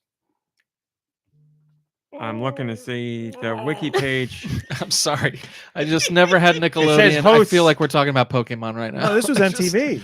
oh, Dude, God. you Never know, had that I gotta either. say, we got all these streaming services. We should have. You'd probably. There's hate so it, many but things we have to do. We have to play games for people to view on the internet. We don't need to watch I'm old just shows. No, I'm just saying. kids getting 1994. I'm just saying for fun. I think it would be fun. I would love to see these shows again because there's so much I've forgotten. I think it would be really fun to watch them with someone who's never seen any of this stuff. Yeah. We should have a pajama party. Yeah, and I'm watch. watching anything with you, RMC. You don't remember Thank that? you. Like, I guess it might be. No, I don't remember this one season show. Also, It said 1994 and 1996. so- I also don't. I don't see anything about Dan Cortez on the wiki. Doesn't mean it's not true, but I see Summer Sanders. Carrie Wurr was the other host who doesn't even have a hyperlink on their name, so they can't be. And Peter King doesn't even have dates. But they did play a game called Hose Hockey, so I'm in. So there you go. We gave you some answers. I think I could talk about that kind of stuff forever, and I would like to, but we're running late. We also have a Patreon question, MomBrain. We do. Did Maybe you I know that will. You could join the Patreon For $1. for $1. Dee-dee-dee. Oh, sorry. This was part of Rosemary the Farmer's thing. They said, all or one or none of the above. I'd like to hear what show you all think the other members of the pod would do well on too. It's always funny hearing what people choose for themselves and how it measures up to what their friends think. Well, we kind of roughly had that conversation, but yes, I'm I would surprised love you wouldn't to say dive Nick into that more. Arcade. You know what you'd be? I good- wouldn't do Nick Arcade because, like, Or Guts, just so you can punch No. Mike O'Malley in the face. okay. Oh, sorry. I thought I Like- was climbing a rock. I didn't know your head was right there. Nick Mike O'Malley. Arcade, the first part, sure. The end part, no. To be in it? It's to be on that Well, green we screen. spent so much time yelling at the screen about how people were acting. I just want to experience it. Well, And yeah, yes, you're because it's funny to yell at children. So if you're come there, to work with me. if you're there, I wouldn't be like this kid's now. All right. Legends of the Hidden Temple and the goddamn silver monkey. Yes, I'll yell at your ass no matter when it happens because feel like I would three-piece- fail. It's a 3-piece puzzle. I can't. I'm going to talk way too long about it. I'll save it for the after show. We do had a thought. I was just gonna say real quick that I think you'd. I know you're really good at Wheel of Fortune, so that you'd probably be like great on Wheel of Fortune. The only thing is, because you've lost so much weight and muscle mass, you might need Spin someone the to wheel. spin the wheel for you. I wonder if have to get Ryan. Vanna can come over and spin it for you. The only problem is, yes, like I could like the actual puzzle part of the game. I think I could do decent at, but that wheel, you never know what's going to happen. You're right. If I can't spin it, I'd be moving like one over from bankrupt to lose a turn, and it'd be like, somebody help this man. Slider 64 is the Patreon question. 2 of them, as I said, they asked a whole bunch. We're doing 2 more this week. What's a game from the 90s that you would want a sequel for? What is a game from the 90s that didn't get a sequel that you want a sequel? Sandblast 2. No, not game show. Sorry. Mole Mania. That's always my go-to. I loved Mole Mania, a Miyamoto gem that not a lot of people played, and it never got a sequel, and it was a wholly original IP, which is not something we often see from Miyamoto. Mole Mania. That is my definitive answer, hands down. Codename Viper 2. Were there not sequels? I honestly don't know. I don't think there was a sequel, but I mean, it's the same as. Yeah, you got a lot of games in that genre. Yeah, I'd love some Rolling Thunder. I don't know, Contra Force. You remember Contra Force? I believe I bought Nicky Hill Contra Force 4 regular Contra, but I liked it. But that game runs really bad. It really is choppy. You have like beans, for example, and another character, like an enemy, and they're slowed down already. And But I'm like, what's going on? To be honest, there was something about the slowdown that helped you like dodge bullets and stuff. Like, it was actually really helpful for it to be so slow. If you were to play it without slow, was that one of the things that there was like on, like oh my god, I never know the names of these things. The Nintendo, the Wii Arcade or Wii Virtual Console. Didn't it release somewhere else and it didn't have slowdown, and we were like, we can't play this. Like, it becomes unplayable because you don't have that helping you. Well, if you got the muscle memory, even if you don't think you have it, but the muscle memory from when you were a kid playing Contra Force and you go play it without slowdown, you're like, whoa, what's going on? Everything's moving too fast here. They ruined the game. But they made it better. But I don't. The wiki page only says NES. Grab a photo album because we're talking about Lou playing Radical Double Defect. Dare. Quick question for you. Quiz question. Did you spin that game around in its case just so we wouldn't call you out again? Contra Force, if you played it on an emulator, there's settings on the emulator where you could make it normal. Oh my god, Radical Defect. You have see, I have Mole I Mania. hate myself. Do you want? I had no, I don't want yours. I had a Mole Mania cartridge back in the day. And I remember reading about that and being like, this is the guy who made Mario and he's making a whole new game. Like, I was so pumped for that, and I loved that game. I don't know. I mean, come on. It looks like the mole looks like a combination between Miyamoto and Koji Kondo. That can't be accidental. And anyone remember Next? Blood Ocean, I need more information. I do not. Was that Radical a Defect, you're game quite the show? Game Boy. I don't know what he's saying. You're quite the Game Boy collector, and I'm very envious of that. Next question. Have you ever tried the Melting Pot or similar fondue restaurant? Had a great time with my wife. Would recommend it to at least anyone once. MomBrain, we did go? Yeah. We went with Kirby and R-Type. Yes, and Did I remember having a nice time with them, but I wasn't eating anything, I'm sure. But I like cheese and bread, so it seems weird that you I didn't do the eat anything. chocolate? I don't even. We went once, and I remember the conversations we had. I don't remember what was eaten at all. I really don't. Yeah, Wow. Yeah, MomBrain focus. I always liked fondue, like the melting pot, but the main course was always the boring part. I found the cheese was always great and the chocolate was always great, but like cooking your meat in the middle was just Weird. not as great. That What, local, like a Korean hot I mean, it's still good. Don't get me wrong. I'll eat the crap out of it, but like, the it's called cheese, melting the pot. cheese You're is there where for it's the at. pot. No melted That meat? local melting pot, is that gone? Yeah. Okay. Well, I don't even know. Does melting pot exist anymore? Oh. Yeah, I'd say I'm there's down with the probably something idea. around like closer to my area, maybe. Melting pot locations. Yes, we are all fans of bread and cheese and chocolate here, so we're all down. Oh, there's one not far away. So we're down, and we have been. So we are worldly people. All right, what are you looking for? I was looking for somewhere. I have pictures of our class trip where Lube played Double Dare. Oh my god! I just don't know where. Yes, the dating show on the bus. That's what Next was. Is that what it was? Yes. That was a good one. I remember enjoying that. Yes, MomBrain, you and I watched that show a lot. Yeah, like I remember think I being in the just- living room with like Nintendo. Yep. I think I was talking to somebody about like rebooting old shows because I feel like that's where our television is going now. Instead of like new ideas, they're just Oh, we're caught in the cycle Yeah. big time. Yeah, that's what's Um, happening. That's and, why, even though $1 Million Whatever Secret is definitely inspired by traders, I appreciate that it's a new show. Yeah. So I like that. But yes, we are very much in the like. There's somebody was like, look at they went to the Toy Fest in New York City and are like, here's the new wave of toys for this year, and it was like Popples and Strawberry Shortcake, and that's fine. All those things can by exist. the same name. Exactly same name, yeah. They specifically said in one of them with the Popples, they were I don't know if it was Hasbro or Mattel or whatever, but they were like they licensed the name from so and so to bring it. So yeah, and there's nothing wrong with that. And there's millions of people who never experienced that stuff, so I think it's great. But if you have lived through that stuff, you know me, I always like new stuff. So it is disappointing we're not seeing as much new stuff. The commercial for the Battle Cats, which is like it was like toys that you strap onto your cat to make them into like militant warriors. The cat wars are already bad enough. I don't know that we need to do that. All right, MomBrain, sorry, you got to pay attention now. We're doing music. Send your music to goninpod@gmail.com. Where? goninpod@gmail.com. Maybe I will. Please put music in the title and help out your local mom brain. I got music. There we You go. want to hear it? I do want to hear it. Oh. Come on, Is that what I music sound I like? know. Okay.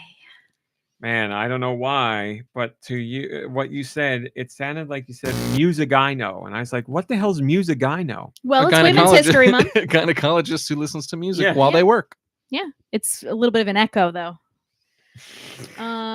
It's weird that they play mystical song. No, I won't say that. I don't know. I think you should say it. They play mystical song "Pussy Crook" when Okay.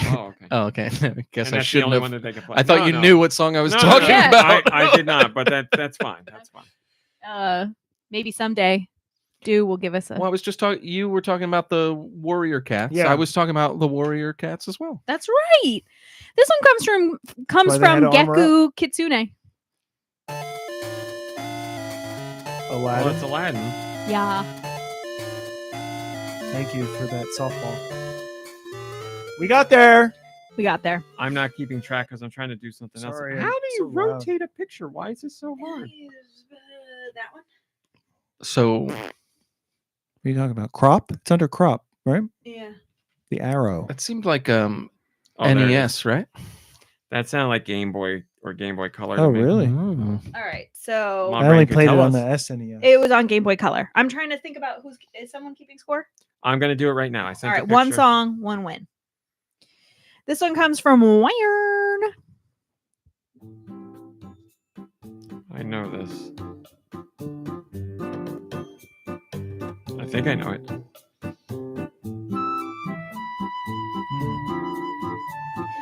I'm officially keeping score. I swear I know this. Do I know this, MomBrain? You might.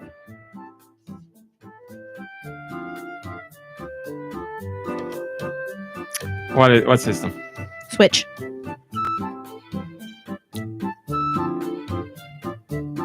It's a first party?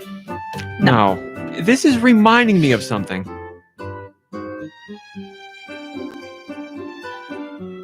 I don't know. Since we're late, I Something won't. with cats. It is. Oh, or are you farting? No, I'm just trying to make it through. I'm sorry. I haven't sat in one spot like this for a long time. I'm Yeah. like, and I've got a lot of anxiety and depression. A lot of things are crushing on me. And I'm surrounded by loved ones and I'm still feeling it. I understand it, Dew. I understand it. Sheeran the Wanderer. Yeah, that's why I knew it. I didn't play the Oh. one on Switch, but yet, son of a bitch. That's another game I want to play. Sharing games are awesome. This one comes from Rosemary the Farmer. Happy Women's History Month to you, my dear.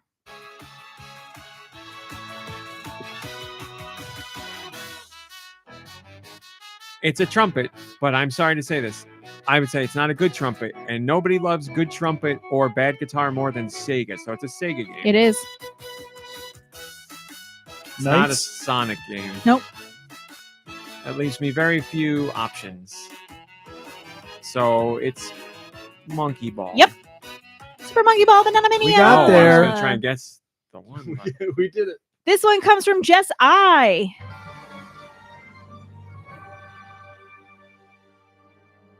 Very intense.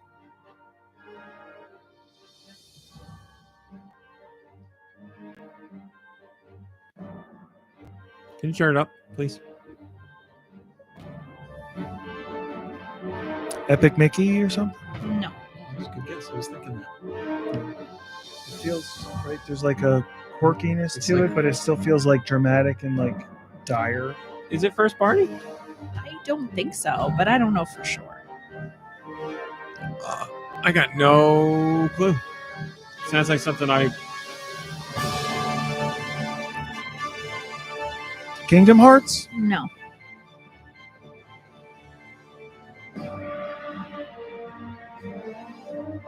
Developer is Nintendo and somebody else. Publisher. That would probably be too much. Okay. All right, so it is Nintendo. Okay, let's go Fire Emblem. No. Okay, let's go Pokemon. No. Is it with Platinum? What? Nintendo and Platinum, No. or What Nintendo system?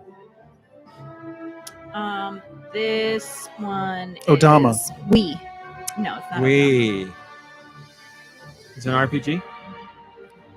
Yes, and It doesn't sound like the last story. it's not. Chronicles? No. What the hell's that game?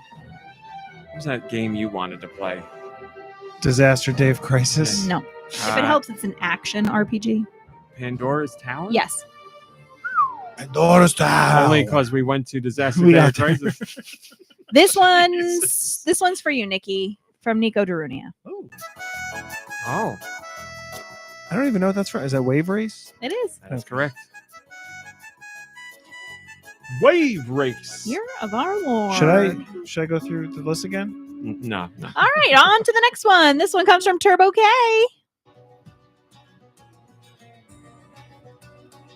Guacamelee. No. Great guess. Steel Town Dig. What is that called? Steel Town Dig, baby.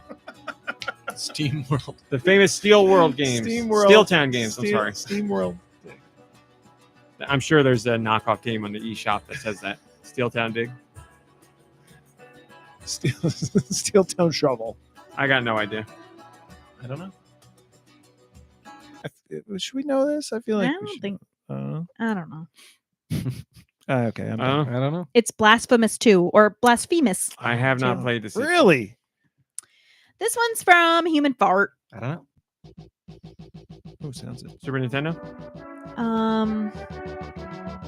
Yeah. What the it's- hell? This is a Rygar? Zelda sound font, but It it makes is. no sense to me. It's actually Super Famicom. So it's the Satellaview Zelda. Yeah. You sneaky bastard. You got Um, there.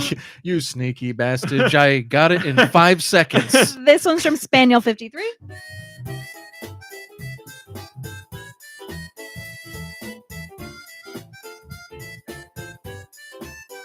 License game? No. Okay. I can't even place the system. I really can't at all. Does this take place the Bayou or something? I don't know for sure. A little jazzy. No, it doesn't. I don't think so. I don't know at all. Bayou I Billy can't Preston. even pick the system. 64. All right, so it's good quality for 64, so then that means it's probably a Nintendo game. It is. Harvest Moon. What? Some Metroid. no, it's got to be a Mario Party. It is. I don't know. 1, 2, I 3, just 4. have I just have 1, 2, it 3. down as Mario Party. Wow. What song in Mario Party? This is the Mushroom Shop theme. Mycelium. This Mycelium. one's from Mikey 3319.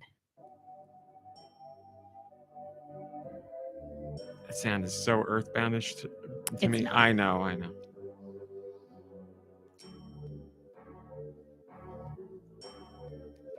It sounds. Let me say the whole thing. It sounds Super Nintendo-ish, but bad. So it's N64. It is. But I have no idea what it is. You're in a church or a cathedral or. Quest 64. Yes. Wow! got Wow! there. So thank you to Do who got Holy us there. crap! The Amazing. big RPG guy on the N64. As we all know, there were many RPG on the 64. Last song this week comes from Oh, I thought Tony. we were done. Oh, Go ahead. You're hearing it. Whatever. From Tony De La Mancha, who I mislabeled as Donny De La Mancha. Donny. Donny. Oh, I know this one. This is Sea of Stars, but It it's is. the version of the battle song played by the band in the game. It's good. It's very good. This song is cool in the game itself, but this version, there's a band that's in one of the bars that you can like collect different songs for, and they will play instrumental versions of the songs you hear in the game, and this is one of them. I like it. It's a great battle song.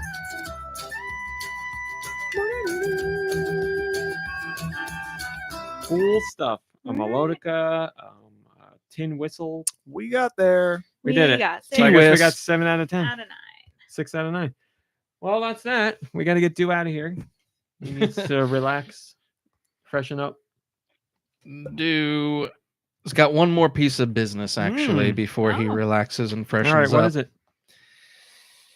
A little something called Deux Views. It's Oh. never news. Rumor of the week with Deux Michaels. Ladies and gentlemen, I thought it was starring. thank you so much for listening to the Deux Views podcast brought to you by the GoNintendo Podcast.